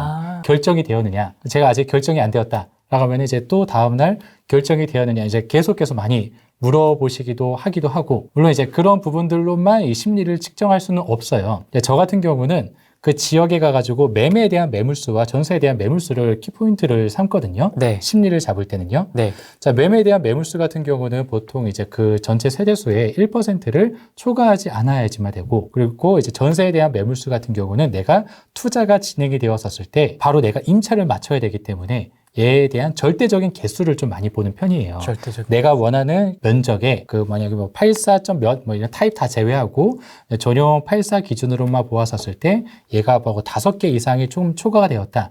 자, 그러면 저는 최소한 그 전세 매물보다는 저렴하게 내놓거나 인테리어를 잘해야 되기 때문에 내가 생각했었던 투자금보다는 더 들어갈 수밖에 없거든요. 그래서 전세에 대한 매물수 같은 경우는 내가 투자에 대한 그 확고한 이제 기준이 성립이 되었었고, 그 내가 확신이 들었었을 때 전세에 대한 매물수를 확인하고, 그 외에는 매매에 대한 매물수 위주로 많이 확인을 하죠. 거제, 포항 네. 궁금합니다. 자, 먼저 거제 같은 경우는 대우조선과 삼성중공업이 있죠. 근데 대우조선과 삼성중공업이 있는데, 삼성중공업 같은 경우는 보통 이제 드릴십이라고 해서 남해나 이제 북극해를 관통할 때 쓰이는 이 선박을 세계 1위의 조선소이고, 그리고 대우조선 같은 경우는 이제 LNG선 해가지고 고부가 가치선에 대해서 세계 1위, 절대적인 1위의 조선소이거든요. 자, 얼마 한 2년 전만 하더라도 그 뉴스가 굉장히 많이 화두가 되었었는데, 저기 이제 중동 지역에서 100척의 LNG선을 발주를 하겠다라고 이야기를 했는데, 이 기술은 굉장히 중요하고 아무 데서나 만들 수가 없어요. 그것 때문에 현대중공업에서도 대우조선을 인수하기 위해서 그렇게 많은 돈을 쓰고 했는데, 얼마 전에 부결이 났죠.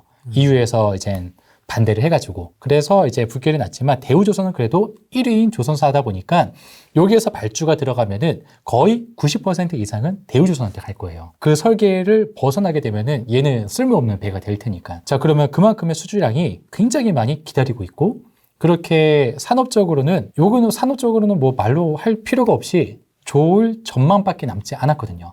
다만 이 지역의 심리가 아직 꺾여 있는 상황이라는 거죠. 물론 최근에 절대적인 가격이 전체적으로 다 올라갔었을 때 거제만 많이 올라가지 않다 보니까 많은 가수요 분들이 거제로 투자를 진행하면서 이 거제 역시도 한 5천에서 8천 정도의 상승을 보여주긴 했습니다.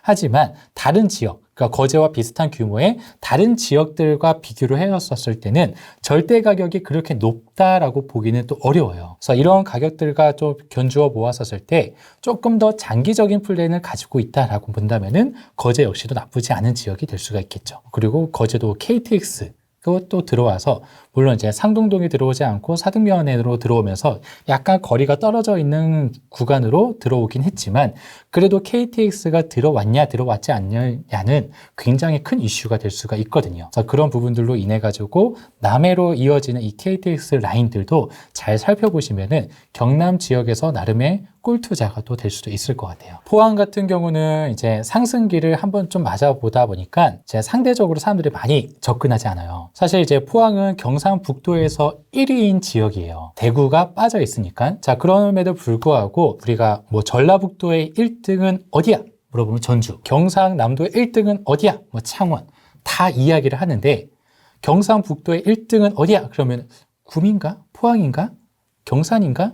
그래서 그냥 갸우뚱 하시는 분들이 많아요.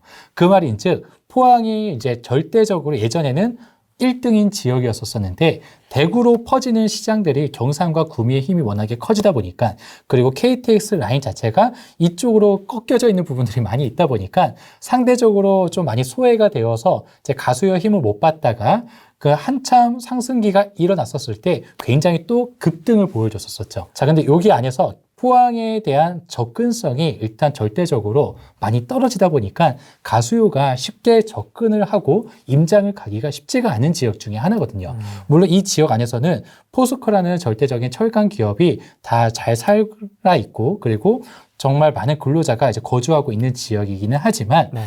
이제 이 지역이 하락할 때는 마치 우리 방금 이야기했던 인천처럼 서울, 부천이 먼저 하락하지 않고 인천이 하락하는 것처럼 포항도 그러한 하락을 먼저 맛볼 수 있다는 거죠. 그래서 가수요가 절대적인 힘이 필요한 지역들, 이런 지역들은, 그러니까 자연 수요 안에서는 가격이 하락을 했었던 경험들이 포항은 분명히 있거든요. 네. 그래서 이 지역에서 벗어나게 되면은 근로자들이 이제 여기서 일이 끝나게 되면 다른 지역으로 가지 내가 포항에서 평생 살겠어라는 생각을 잘 갖지는 않거든요. 자, 그러다 보니까 자연 수요만으로도 계속 여기 거주하기는 좀 힘든 지역이다 보니까 가수요가 들어와야 되는데 이 가수요의 힘이 어느 순간에 좀 많이 꺾여 있는 시장이 있긴 분명하거든요.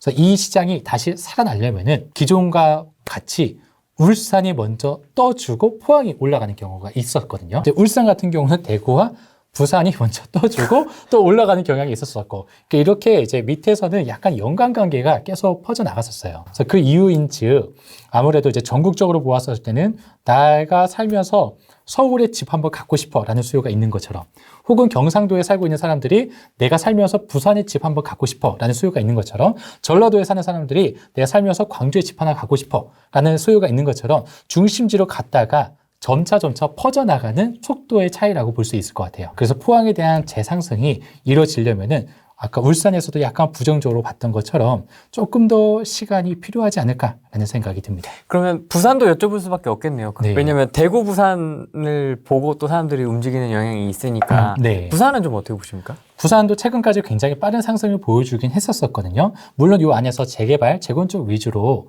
많이 들어가고, 또 이제 뭐 일명 뭐 화가다 해가지고 이제 아무것도 없는 곳에서 그림 그려가지고 재개발 투자에 다시 한번 또 이슈가 강하게 일어나긴 했었지만, 이 시장 역시도 아무래도 이제 전체적인 가격의 상승이 다 전반적으로 비슷한 시장인 것 같아요. 한 해도 이런 적이 없었었는데 2021년도, 2020년도 말부터 2021년도에 전국적인 시도가 다 빨간불이었었거든요. 거의 다. 이게 전국적으로, 국지적으로 움직인다라고 이야기는 하고 있는데 너무 전국적으로 비슷하게 빨간색으로 올라가다 보니까 이 급등에 대한 영향은 전국적으로 다 미칠 수밖에 없거든요. 심리적인 불안감은. 그래서 부산 역시도 어느 정도의 하락세가 이어질 것이고, 그리고 전국적으로 보아도 하락세가 어느 정도 이어질 것이다 라고 봐요. 그래서 제가 말하는 전국적인 시도라고 이야기하는 것들은 광역시가 다 포함이 되어 있거든요. 그래서 이 광역시 안에서는 전국적인 시도가 다 하락세의 전망이 약간은 있긴 하지만, 그 안에서도 절대 가격이 조금 더 올라가지 않았었던 광주광역시라든가 전라북도 안에서 이제 광역시급을 해주고 있는 전주시라든가, 그러니까 절대적인 가격이 어느 정도 빨리 올라가다가 일찍이 멈췄었던 지역들은 가수요의 시장도 어느 정도 바라보고 있고, 또 가수요들도 그 가격적인 측면을 상대적으로 한 번씩 바라보면서 투자에 진입을 하는 수요들도 요즘에 꽤 많아졌거든요. 공부를 열심히 해가지고. 그래서 그런 수요들도 있다 보니까 이런 시장에서는 어느 정도 보합세나 약상승까지도 바라볼 수가 있겠지만, 이미 많은 상승, 즉 최근 2년 동안에 빠르게 상승한 지역들 같은 경우는 조금 더 보수적으로 바라보아야지, 지금은 조금 떨어졌다고 해서 나는 지금은 무릎이야라고 혼자만의 판단으로 접근하기에는 굉장히 좀 무리수가 있을 수 있다라고 바라보죠. 부산이 장난 아니었죠, 진짜. 그렇죠. 장난이라고 보기에는 조금 무서울 정도로 굉장히 빠르게 올라갔었죠. 화끈하게 올라왔었기 때문에. 네. 뭐 좀 소액으로 한정을 해볼까요? 1억이야? 1억이야 네. 소액으로 본다면 지금 지방 쪽을 좀 보는 게 나을까요? 1억이면 지방밖에 볼 수가 없죠. 아, 그렇죠. 지금은. 네. 그렇죠. 네. 네. 그러니까 지방밖에 볼 수가 없는데, 예. 일단 이 안에서 우리가 KB 시세 안에, KB 지수 안에 나오고 있는 지역들도 있지만 나오지 않고 있는 작은 지방들도 있거든요. 근데 여기 안에서 이제 1억 원 미만으로 내가 조금 투자를 진행하고 싶어 라는 생각이 들었었을 때는, 지금 투자를 많이 하신 분들과 적게 하신 분들에 대해서 또 차이가 나눠질 것 같아요. 그러니까 적게 하신 분들은 지금 워낙에 전세 맞추기 지금보다 쉬운 시장이 없어요. 다 전세를 전환하려고 많이 하고, 그 매물 자체가 워낙에 부족하다 보니까 이렇게 경험을 많이 쌓을 수 있는 시기인 건 분명한데, 예. 조금 투자를 많이 하신 분들 같은 경우는 제가 어떤 지역이다라고 이야기를 하면은 조금 그럴 수는 있잖아요. 전혀 그렇지 않습니다.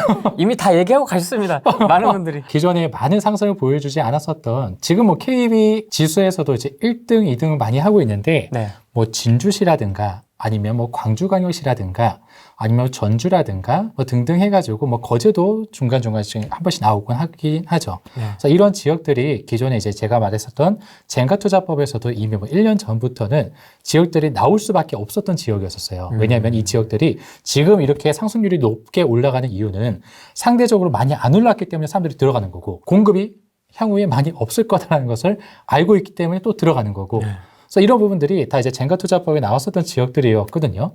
그래서 이렇게 돼서 투자가 진행이 되게 되는데, 이 안에서도 상대적인 가격을 잘 비교를 해가지고 그렇죠. 투자가 진행이 되면은 충분히 1억 원이면은 충분하죠. 거의 뭐 지금 최근에 제가 투자했었던 것도 3, 4천만 원에 투자가 진행이 되었었으니까. 이상한 아파트 아닙니까? 아, 이상한 아파트 아니고요. 새 거? 네.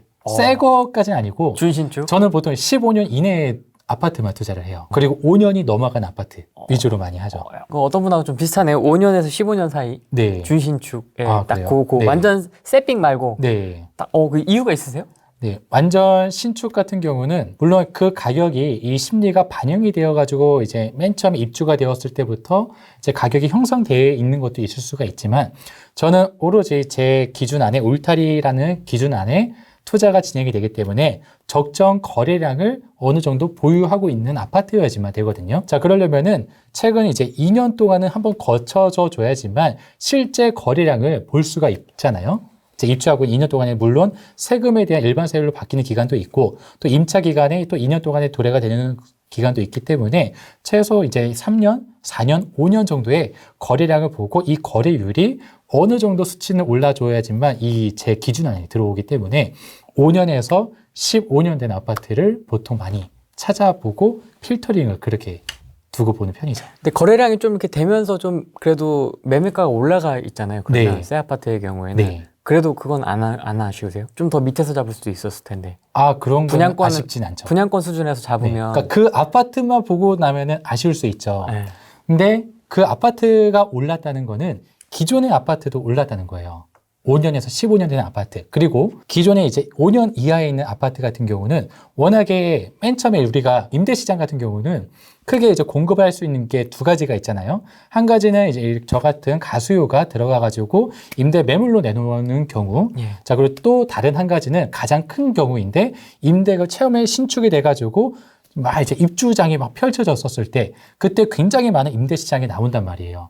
그래서 그러다 보니까 이 전세에 대한 가격이 떨어질 수밖에 없잖아요. 그렇죠. 경쟁에서 맞춰야 되니까. 그렇죠. 자, 그러다 보면은 투자금이 크게 들어갈 수밖에 없어요. 그래서 저는 일단 투자자이기 때문에 투자금 대비한 수익률을 우선시 보는 편이라서 최소 5년 정도가 되게 되면은 어느 정도의 전세 가격이 세팅이 되어 있다 보니까 그렇죠. 충분히 높은 전세 가격을 맞출 수 있고 아, 네, 수익률을 극대화시킬 수가 있죠. 이제 매수에 대한 이야기를 되게 많이 해주셨는데요. 매도 타이밍은 어떻게 잡으십니까? 2년을 많이 보기는 해요. 요즘도 2년으로 하세요? 기준 네. 설정은? 2년을 최근에는 바뀌었죠. 못 파니까. 쌓여져 가고 있는 중이죠. 그래서 이런 부분들로 되어 있는데 팔 수가 없으니까. 그래서 이렇게는 되어 있지만 원래 기본적으로는 이제 막 시작을 하시거나 아니면은 뭐 무주택자인 분들이나 1주택자인 분들, 2주택자인 분들까지는 네. 이렇게 2주택 비과세 전략을 가지고 투자가 진행이 되는 게 가장 합리적인 방법이 아닐까라고 생각이 들거든요. 지금은 팔 수 없는 상황은 저뿐만 아니라 다 비슷할 것 같아요. 계속 쌓여 계시는 거예요? 그렇죠. 쌓여져 갔고 그 다음에 저는 이제 최근에 더 투자가 진행이 된 거는 뭐 취득세율이 12%다라고 이야기는 했지만 거기보다도 이제 원하는 매물이 금매가 워낙에 싸게 나오다 보니까 내가 취득세를 내고 나서도 현재 호가보다 훨씬 더 싸게 나오는 가격들 같은 경우에는 내가 향후에 이 가격 이상 오른다 할지라도 취득 원가에 다 포함이 되어 있기 때문에 양도세에 대한 부담이 좀 덜해서 훨씬 더 저렴한 매물들은 취득을 하긴 하는데 이 부분에 대해서도 굉장히 조금 소극적으로 변모가 되긴 했죠. 보수적으로 최대한? 네. 그런 금매들은 어떤 상황에서 지금 나오는 금매들이에요? 소장님들도 많이 이야기를 해주진 않아요. 근데 이제 뭐 비과세에 대한 부분들이 가장 강하긴 하죠. 왜냐면 이제 2주택 비과세든 1주택 비과세든 간에 현재 뭐 뉴스에서는 2주택 비과세들끼리 서로 맞교환한다.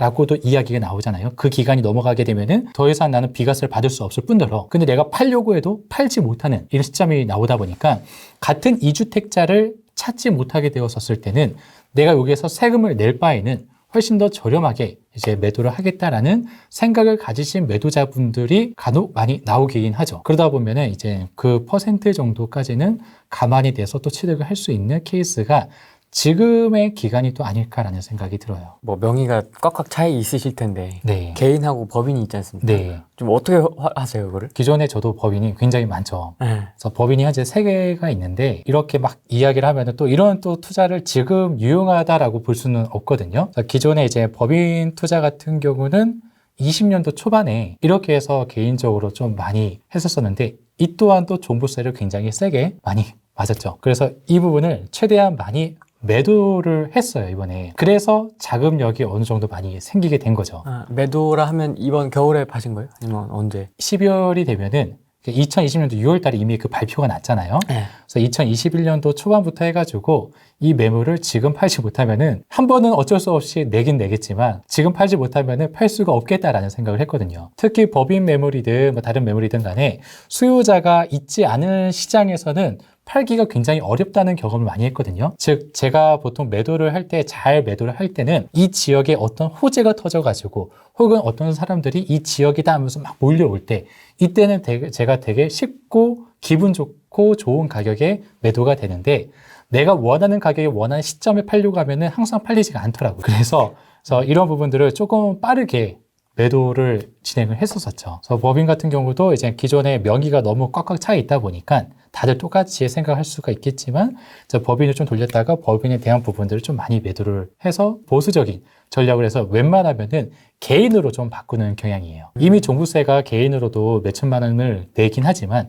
그래도 법인보다는 훨씬 더 저렴하니까. 지금 자금력이 충분하신데도 가성비를 계속 추구하시는군요. 그렇죠. 다른 데 또 많이 써야 되니까. 그러니까 하고 싶은 게 되게 많아서 뭐 이제 막 맞아. 사업도 하시잖아요. 네, 사업도 이것저것 좀 많이 하죠. 공간 대여도 하시고. 네, 공간 대여도 하고 또 최근에는 또 이제 공유 오피스도 예전에 한번 하려고 하다가 안 했다가 다시 이제 제가 가지고 있는 상가에서 나가시면은 그 자리가 꽤 평수가 커가지고 그것도 이제 또 진행을 하려고 하고 또 다른 쪽 같은 경우는 요즘에 또 코딩 공부를 또 열심히 하고 있거든요. 코딩을요? 그래서 그걸 해가지고 코딩과 관련돼 있는 다른 회사를 만들어서 뭔가 좀 하고 싶어가지고 거기에 또 투자금을 또 넣고 뭐 하다 보니까 1억에서 투자해가지고 저기에다가 다 쓰고 이렇게 해서 계속 악순환이 선순환이 아니고 선순환이 아니고 저의 경험은 굉장히 많이 키워지고 있죠. 그래서 이걸 많이 함으로 인해 가지고 그러니까 저는 사실 이 투자 시장에 들어오면서 돈을 엄청나게 많이 벌겠다라는 생각은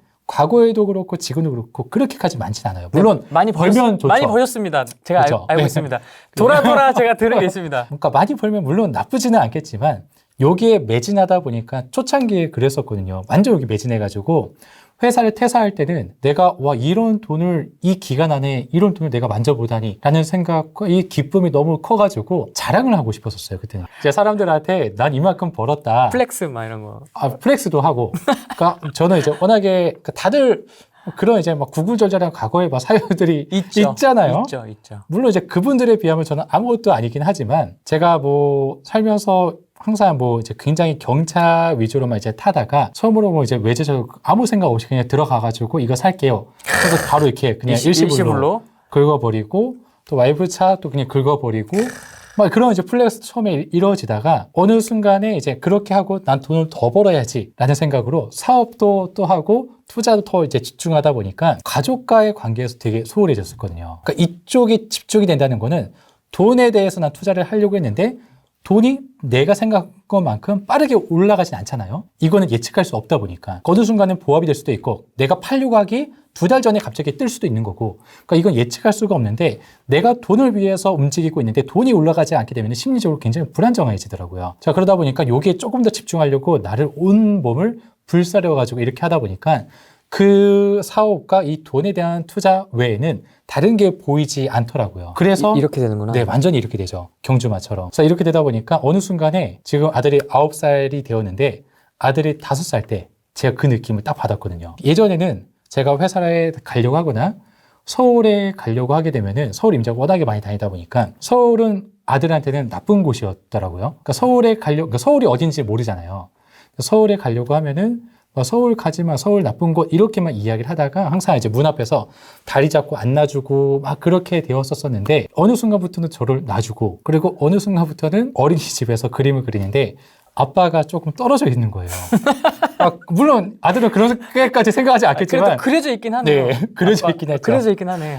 그래서 그렇게까지 생각 안 하고 그린 걸 수도 있긴 하겠지만 저 혼자 이거 지금 뭔가 잘못됐다라는 생각을 하고 그래서 울산으로 터를 잡았죠. 원래 기존에는 서울이 터였거든요. 지금도 홍대에는 사무실이 있고 서버를 계속 작업을 해줘야 되는 거니까 그쪽에 이제 개발자분들이랑 이렇게 있죠. 직원분들도 있으신 거예요?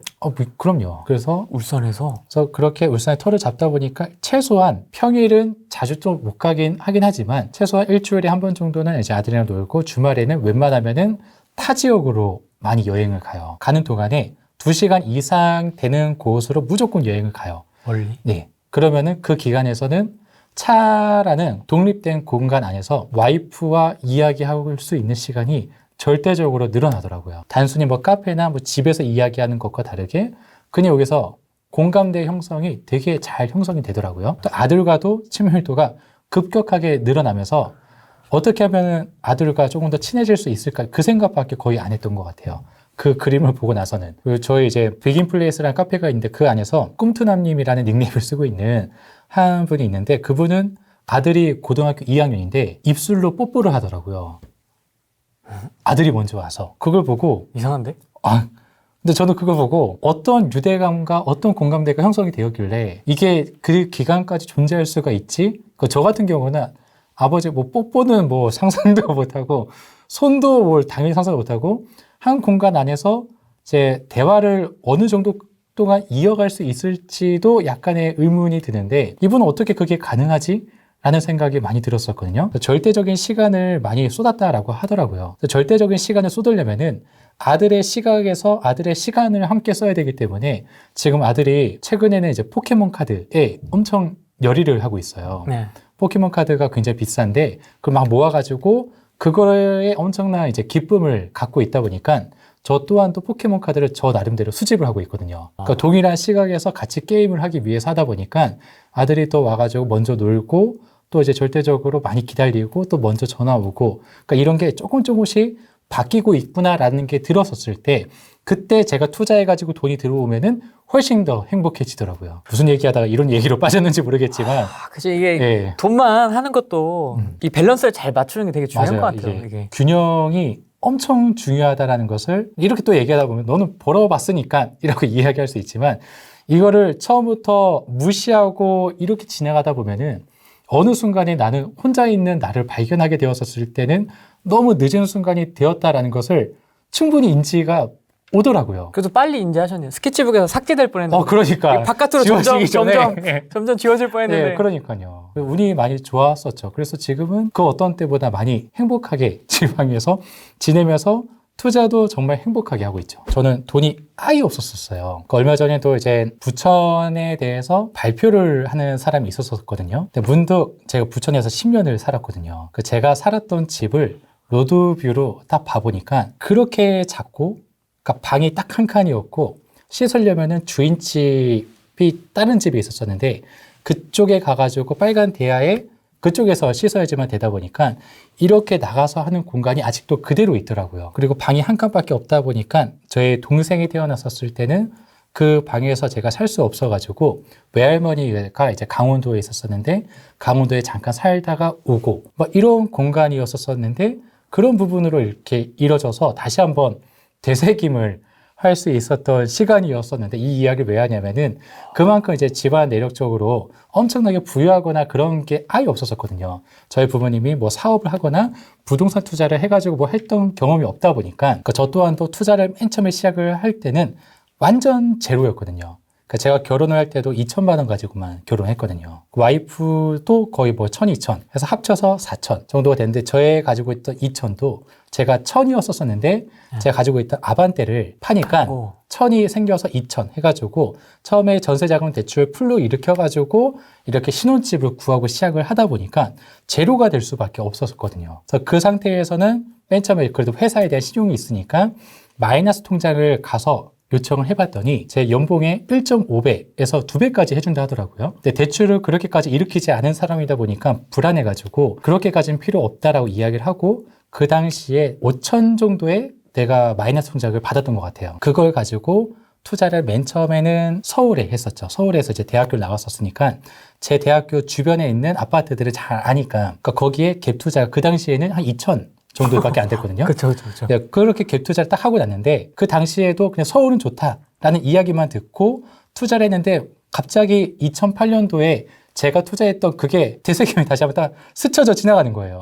얘 이렇게 또 떨어지면 어떡하지? 라는 생각이 들다 보니까 그 다음부터는 이제 나머지 금액 3천은 내가 설정한 지역들로만 투자를 한번 해보자 해가지고 그 다음부터는 한 몇 개월 동안에 엄청나게 공부를 해가지고 투자를 처음으로 갔었던 지역이 순천이었었고 순천. 네, 전남 순천. 저도 한 번도 가보지 않았었는데 대도시도 아니고 네. 순천이었네요. 맞아요. 그 제가 가지고 있는 금액 안에서 이 지역은 오를 수밖에 없다라는 어떠한 이제 지표들이 있는데 그거를 또 다 설명드리면은 너무 길어질까봐. 책을 보십시오, 여러분. 네, 그건 책에도 나와 있어요. 네, 그건 네. 책을 보시고. 네, 순천을 갔다가 그다음 익산을 갔다가 또 광양을 갔다가 하면서 그런 지역들에서 굉장히 투자금 대비한 수익률이 아니라 돈이 없기 때문에 거기서 돈을 받았어요. 그 당시에는 심리가 많이 지금은 상상하기 조금 힘들 수도 있는데 조만간 또 올 수도 있을 것 같아요. 지금처럼 이제 하락에 대한 심리가 강해지게 되면은 전세에 대한 수요가 높아지다 보니까 일명 무피 투자라고 이야기하는데 그때는 풀피가 굉장히 많았었거든요. 제가 여기에서 돈이 없어가지고 거기 투자를 하게 되면은 1,000에서 1,500만 원을 제가 받았거든요. 그렇게 투자가 했는데 얘 또한 또 3, 4천이 또 올라가 버리고 그러면 얘는 수익률은 무한대가 될 수밖에 없는 거죠.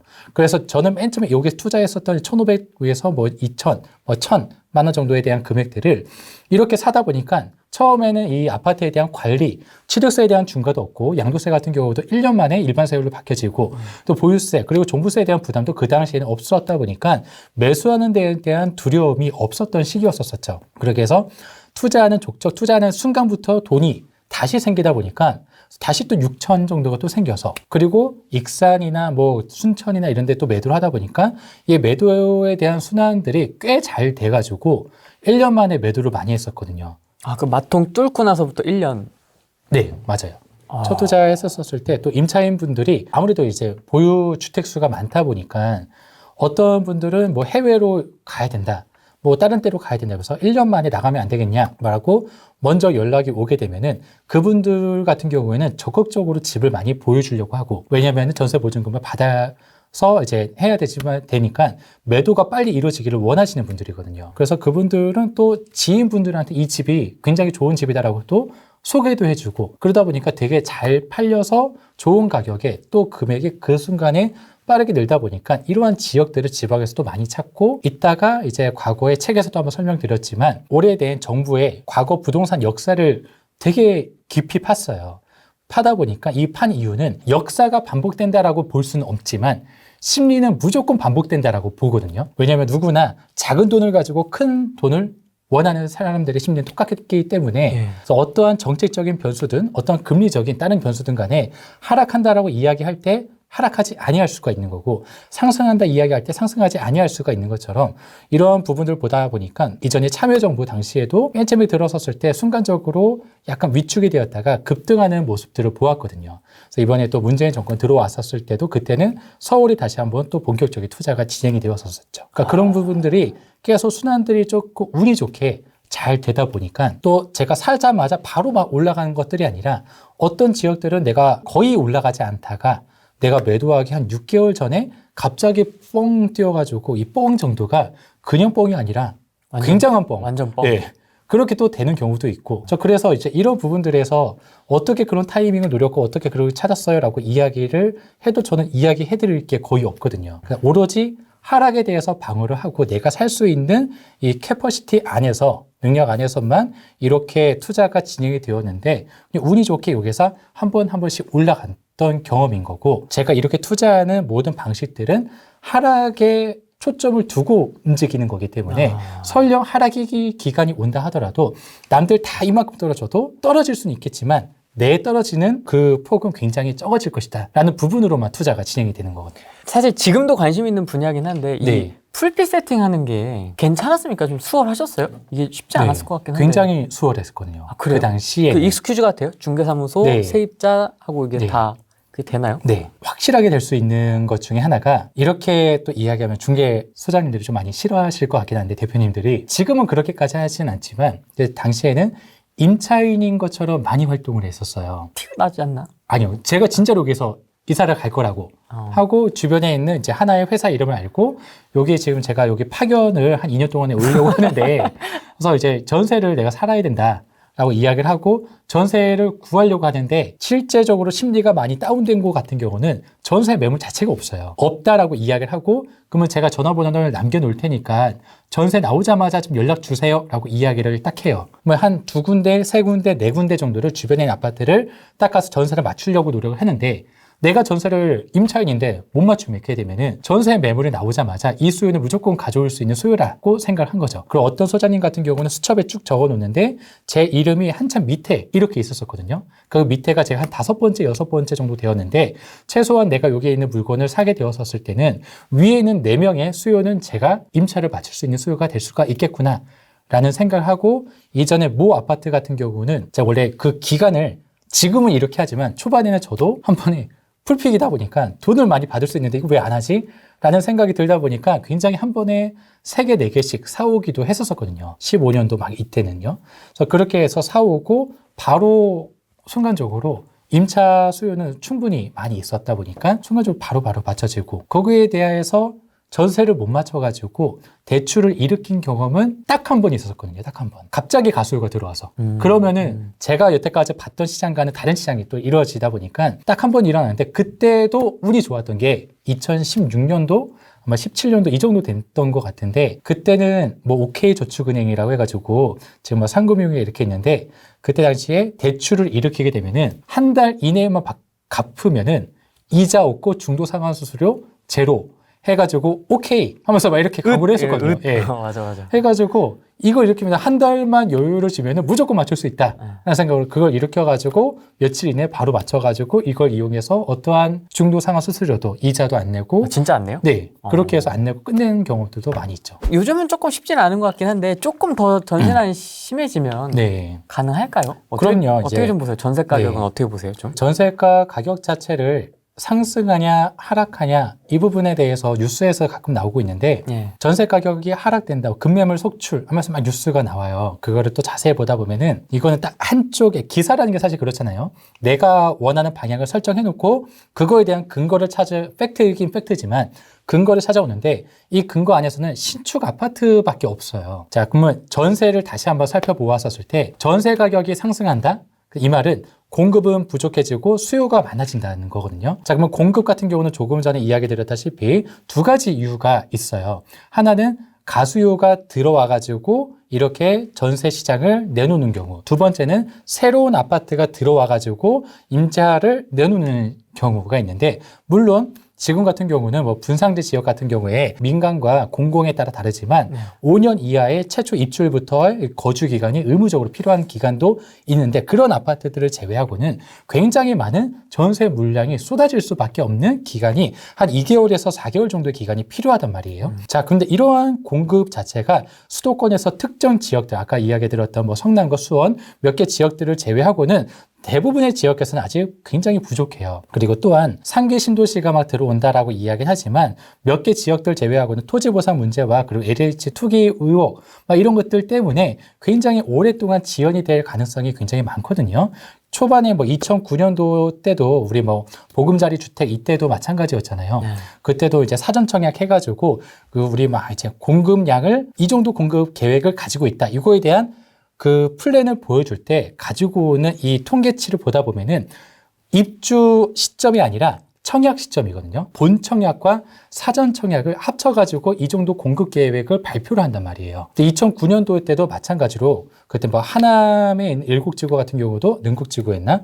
아무튼 그 지구 같은 경우도 여기에서 2010년도에 사전 청약이 들어갔는데 2021년도에 입주가 되었거든요. 본 청약은 2018년도에 되었고 뭐 이분들 같은 경우는 오히려 무주택에 대한 기간을 그때까지 계속 가지고 있을 수밖에 없는 기간이고 그런데 정부 입장에서는 이 공급 계획에 대한 숫자를 맞출 수 있는 하나의 구도가 될 수 있다 보니까 이걸 조금 악영향으로 이렇게 펼칠 수도 있는 시장이 현재 시장이 될 수도 있다라는 생각이 들어요. 그것 때문에 3기 신도시가 들어오게 되면은 물론 공급량이 많아져가지고 전세에 대한 가격이 맞춰질 수 있긴 하겠지만 그 기간은 굉장히 길어질 거라고 보기 때문에 공급은 굉장히 늘어질 수가 없다. 라고 보고 반대로 현재 수도권에 대한 집값 하락에 대한 여론이 굉장히 강해지다 보면은 전세에 대한 수요는 늘어날 수밖에 없거든요. 자, 그러면 수요는 증가하고 공급은 줄어들기 때문에 특정 지역들, 몇 개 지역들, 그 기간들 제외하고는 늘어나는 거는 기정사실화가 된 거라고 저는 확신합니다. 수도권 같은 경우는 워낙에 전세가율이 낮다 보니까 풀피를 원하신다라는 분들은 지방에 대한 공부를 하셔야지만 되거든요. 특히 이제 서울 분들, 저도 물론 이제 서울을 안 산 거 아니에요. 서울에도 이제 10년 정도를 살았었는데 여기에서 서울에서 강의를 하다 보면 이분들 같은 경우는 지방은 지방이다 하면서 여기에서 잘 안 떠나려고 많이 하시더라고요. 좀 그런 게 있습니다. 예. 그래서 이런 부분들을 같이 좀 겸해서 보지 않게 되면은 내가 지금 투자금이 어마어마하게 많지 않다라고 보신다 한다면은 이 부분도 그냥 뭐 자본시장의 일환이라고 생각을 하고 이 부분도 한번 경험을 투자 임장이나 이런 부분들도 조금 오픈마인드로 바라보셔야지만 조금 이제 갭이나 뭐 풀피나 이런 경험들을 해볼 타이밍이 온다 하더라도 그걸 경험해보지 않을까라는 생각을 해보죠. 20, 30대 분들, 직장인 분들 지금 뭐 코인도 망했고요. 주식도 박살나고 지금 네. 이 부동산은 뭐 엄두도 안 나고 그러니까 에라 모르겠다 씨 그냥 좀 이러고 있는데 네. 희망의 끈을 놓친 우리 20, 30대 직장인 분들 위한 조언을 해주신다면 힘들죠. 20, 30대 돈을 투자했는데 현재 상황이 그러니까 특히 가장 힘든 사람들 같은 경우는 이제 얼마 전에 영끌해가지고 수도권이나 다른 데 투자를 했는데 이런 뉴스들이 자꾸 언급이 되고 있는 이 순간일 거예요. 자, 그러면은 회사 일도 집중이 안 되고 부모님이나 아니면 내가 만약에 비밀로 또 투자를 했다면 훨씬 더 힘들 거예요.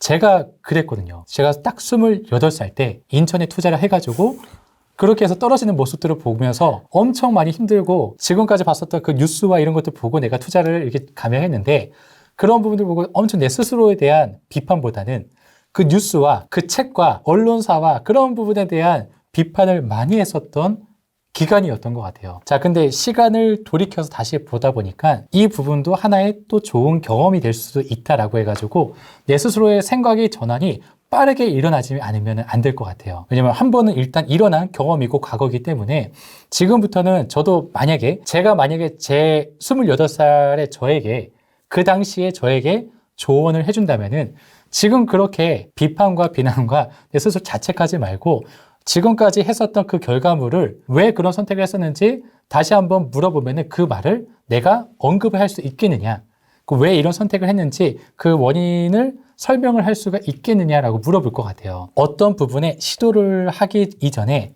물론 공부를 해라 뭐 이런 이야기들은 처음 많기는 하죠.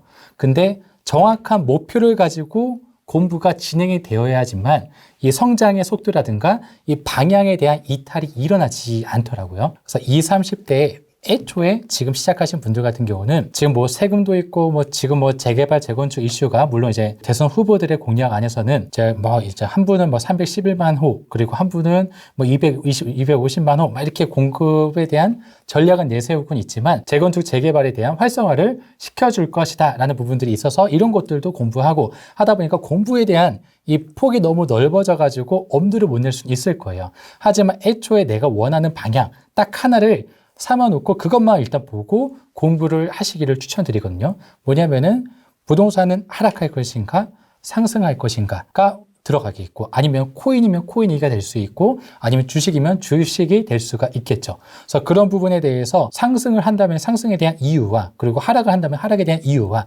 그거에 대한 이제 근거들을 과거에 대비해서는 현재는 훨씬 더 정보를 빠르게 캐치할 수가 있고 특히 20, 30대라고 한다면은 습득력이 훨씬 더 빠를 거예요. 그래서 그런 부분들을 내가 경험을 해봐야지만 아는 게 아니라 경험을 하지 않고 간접 경험으로도 충분히 내가 과거의 데이터를 가지고 활용할 수 있는 부분들이 강하게 있다 보니까 특별한 목표를 설정을 해가지고 공부하는 것을 지금 결과론적으로 내가 떨어졌다 혹은 또 비관론자가 되었다라고 해서 주저앉지 말고 거기에서 그걸 발판 삼아서 가지고 조금 긍정적인 방향으로 정확한 목표로 투자 공부를 집중을 해보시면 좋을 것 같아요. 사회초년생 불인이면 조금 금액을 좁혀보겠습니다. 한 네. 2, 3천 정도 있습니다. 네. 무주택 불인이에요. 이제 네. 명의도 깨끗하고 새하얀 도화지예요. 네. 직장인인데 네. 20, 30대라고 해보겠습니다. 네. 자, 2, 3천만 원 모은 상태에서는 부동산의 관점에서는 좀 어떻게 좀 조언을 해주시고 이분들은 무조건 기다려야죠. 기다려라. 네. 왜냐하면 대선 공약에 그 대출에 대한 모든 규제 완화 대책들이 다 생애 최초자거든요. 생애 최초자한테 LTV 뭐 80% 또는 90%의 대출 완화를 시켜주겠다라는 라고 공약을 내세우고 있는데 저희는 지금 뭐 대출 규제 완화가 되면은 뭐 통화량이 다시금 이제 어느 정도 생겨가지고 괜찮겠다라는 그냥 또 다른 환상 또 다른 이제 희망들을 안고 있지만 이분들은 생애 최초에 대한 그 공약들을 일단은 기다리고 있을 수 있는 순전하게 저도 받아볼 수 있는 나이대고 또 그러한 이제 혜택을 받아볼 수 있는 사람이 딱 그 기간밖에 없다 보니까 그래서 이분들은 조금 기다렸다가 투자가 진행이 돼도 충분히 대선이 끝나고 나서 총선 이후에도 투자가 진행이 되어도 수도권 같은 경우도 2022년도 9월달 이후로 제가 이렇게 이야기가 되어 있던 것처럼 그 기간을 조금 더 기다렸다가 이제 움직이셔도 충분히 가능할 것 같아요. 다만 만약에 제 동생이다라고 한다면은 네, 친동생이다. 친동생이다라고 한다면은 경험을 무조건 쌓기 위해서 지방에 충분히 지금 뭐 돈이 안 들어가는 갭투 이미 지금도 많이 있어요. 물론 이제 연식이 아주 오래되진 않긴 했지만 뭐 20년 이내, 15년에서 20년 이내 이 정도 차이긴 하지만 그래서 입지적으로 괜찮은데 매매가에 대한 상승을 예측하기 좀 힘들다라는 시장 안에서는 이미 뭐 1000, 뭐 500 이 정도 갭 투자가 엄청 많이 있거든요. 그래서 그러한 경험들을 시켜줄 거예요. 너 지방 갔다 와. 네. 이런 거군요. 왜냐면은 이 투자, 부동산 투자라는 거는 지역을 잘 찾는 것도 중요하고 세금, 대출 뭐 이런 것도 중요하지만 언제 어떤 일이 생겨났었는데 그 일 안에서 대처 능력이 엄청 중요하잖아요. 순간적인 대처 능력. 그래서 이거는 경험에서밖에 나오지 않다 보니까 이런 경험이 최소한 작은 데에서 시작이 되어줘야지 큰 데에서 크게 잃을 확률이 줄어들기 때문에 너는 지금 다른 데에서 뭐 큰 거 한 방을 노리기보다는 이것도 또 다른 자본시장 중에 하나라고 생각을 한다고 한다면은 이러한 경험을 많이 쌓아보아라 라고 이야기를 할 것 같아요. 제 동생이라면 너 인천 갔다 와라. 인천에 모든 게 집약되어 있지 않습니까? 그렇죠. 모든 걸 다 볼 수 있지 않습니까? 네. 신축부터 구축, 가까우니까 네. 수도권에서. 맞아요. 신축, 구축, 재개발, 네. 분양권도 있고 또 거긴 또 빌라도 많습니다. 맞아요. 네, 그 빌라도 다양한 종류가 있거든요. 네. 신축 빌라 그 모델하우스도 한번 들어가 보고 네. 그다음에 또 업자들이 찍어서 파는 물건 있지 않습니까? 네. 팩스 MJ 물건, 받고. MJ, 네. 팩스 물건도 한번 가서 보고 네. 어떤 상태인지 한번 보고 네. 막 어떻게 꼬시는지도 한번 보고 네. 이게 다양한 경험을 좀 가서 인천 가서 맞아요. 한번 해보는 것도 아 이게 사람 사는 거구나 이걸 좀 느낄 수 있지 않을까라는 네. 생각도 좀 듭니다.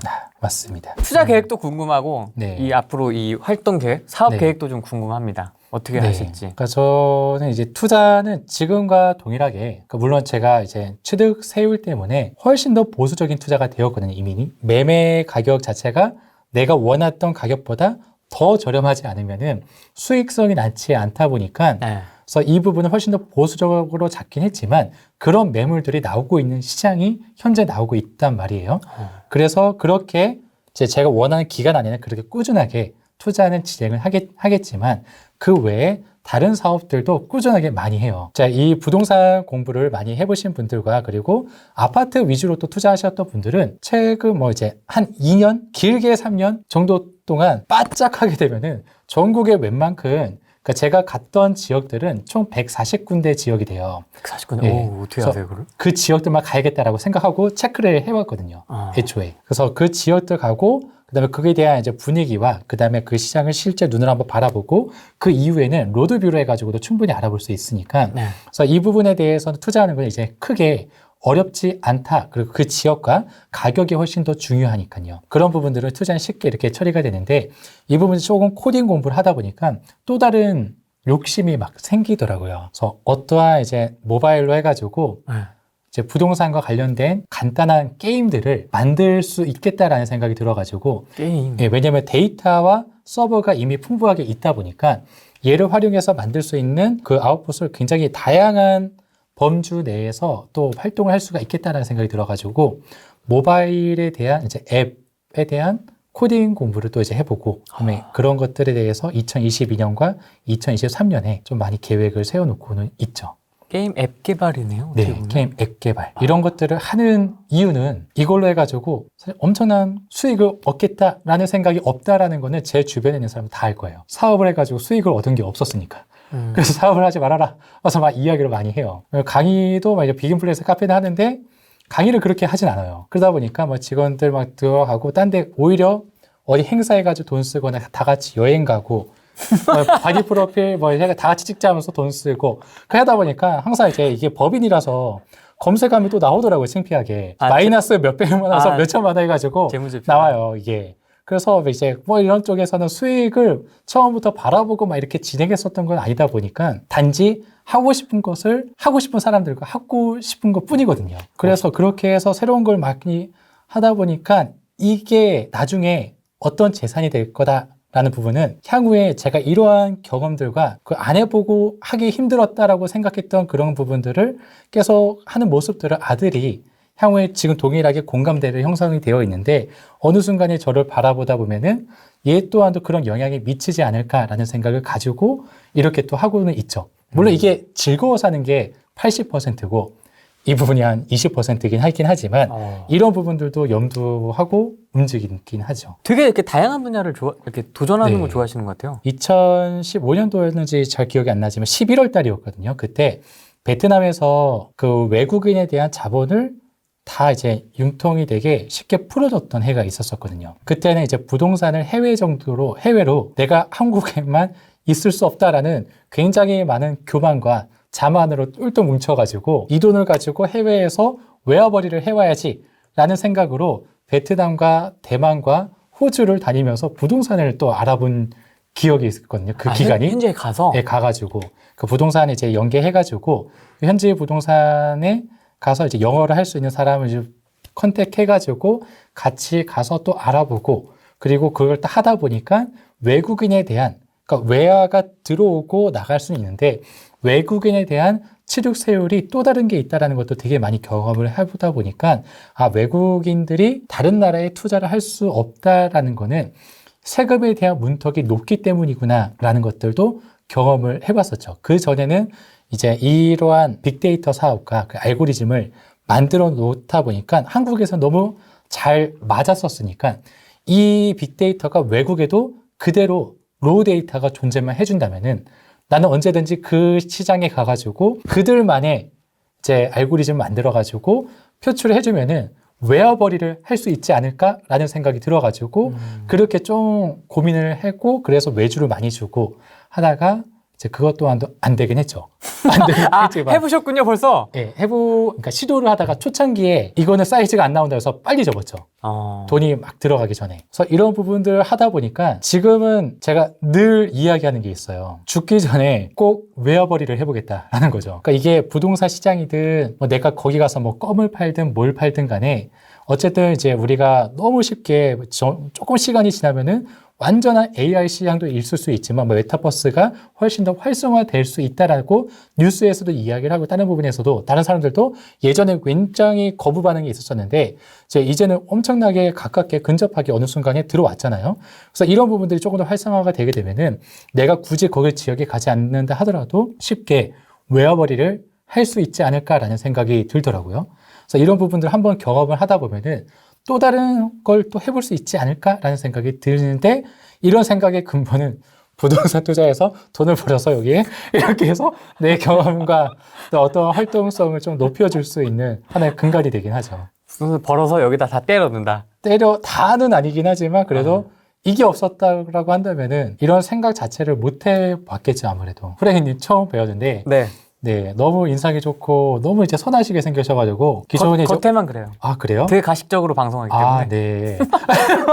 네 그래서 이제 후랭이랑 이제 이 이름과 다르게 조금 이제 귀여운 외모를 많이 가지고 있는 분이구나라는 생각과 그리고 말주변이 굉장히 좋으셔가지고 옆에 이제 있는 게스트한테 너무 편하게 잘 대해주셔가지고 후랭이 TV가 이렇게 잘 성장할 수 있지 아니었나라는 생각이 많이 드는 것 같아요. 참고로 오늘 처음 뵀습니다. 네, 진짜 처음 뵈가지고 만난 지 몇 시간 안 됐습니다. 오늘은 여기까지 하겠습니다. 네, 고맙습니다. 네, 감사합니다.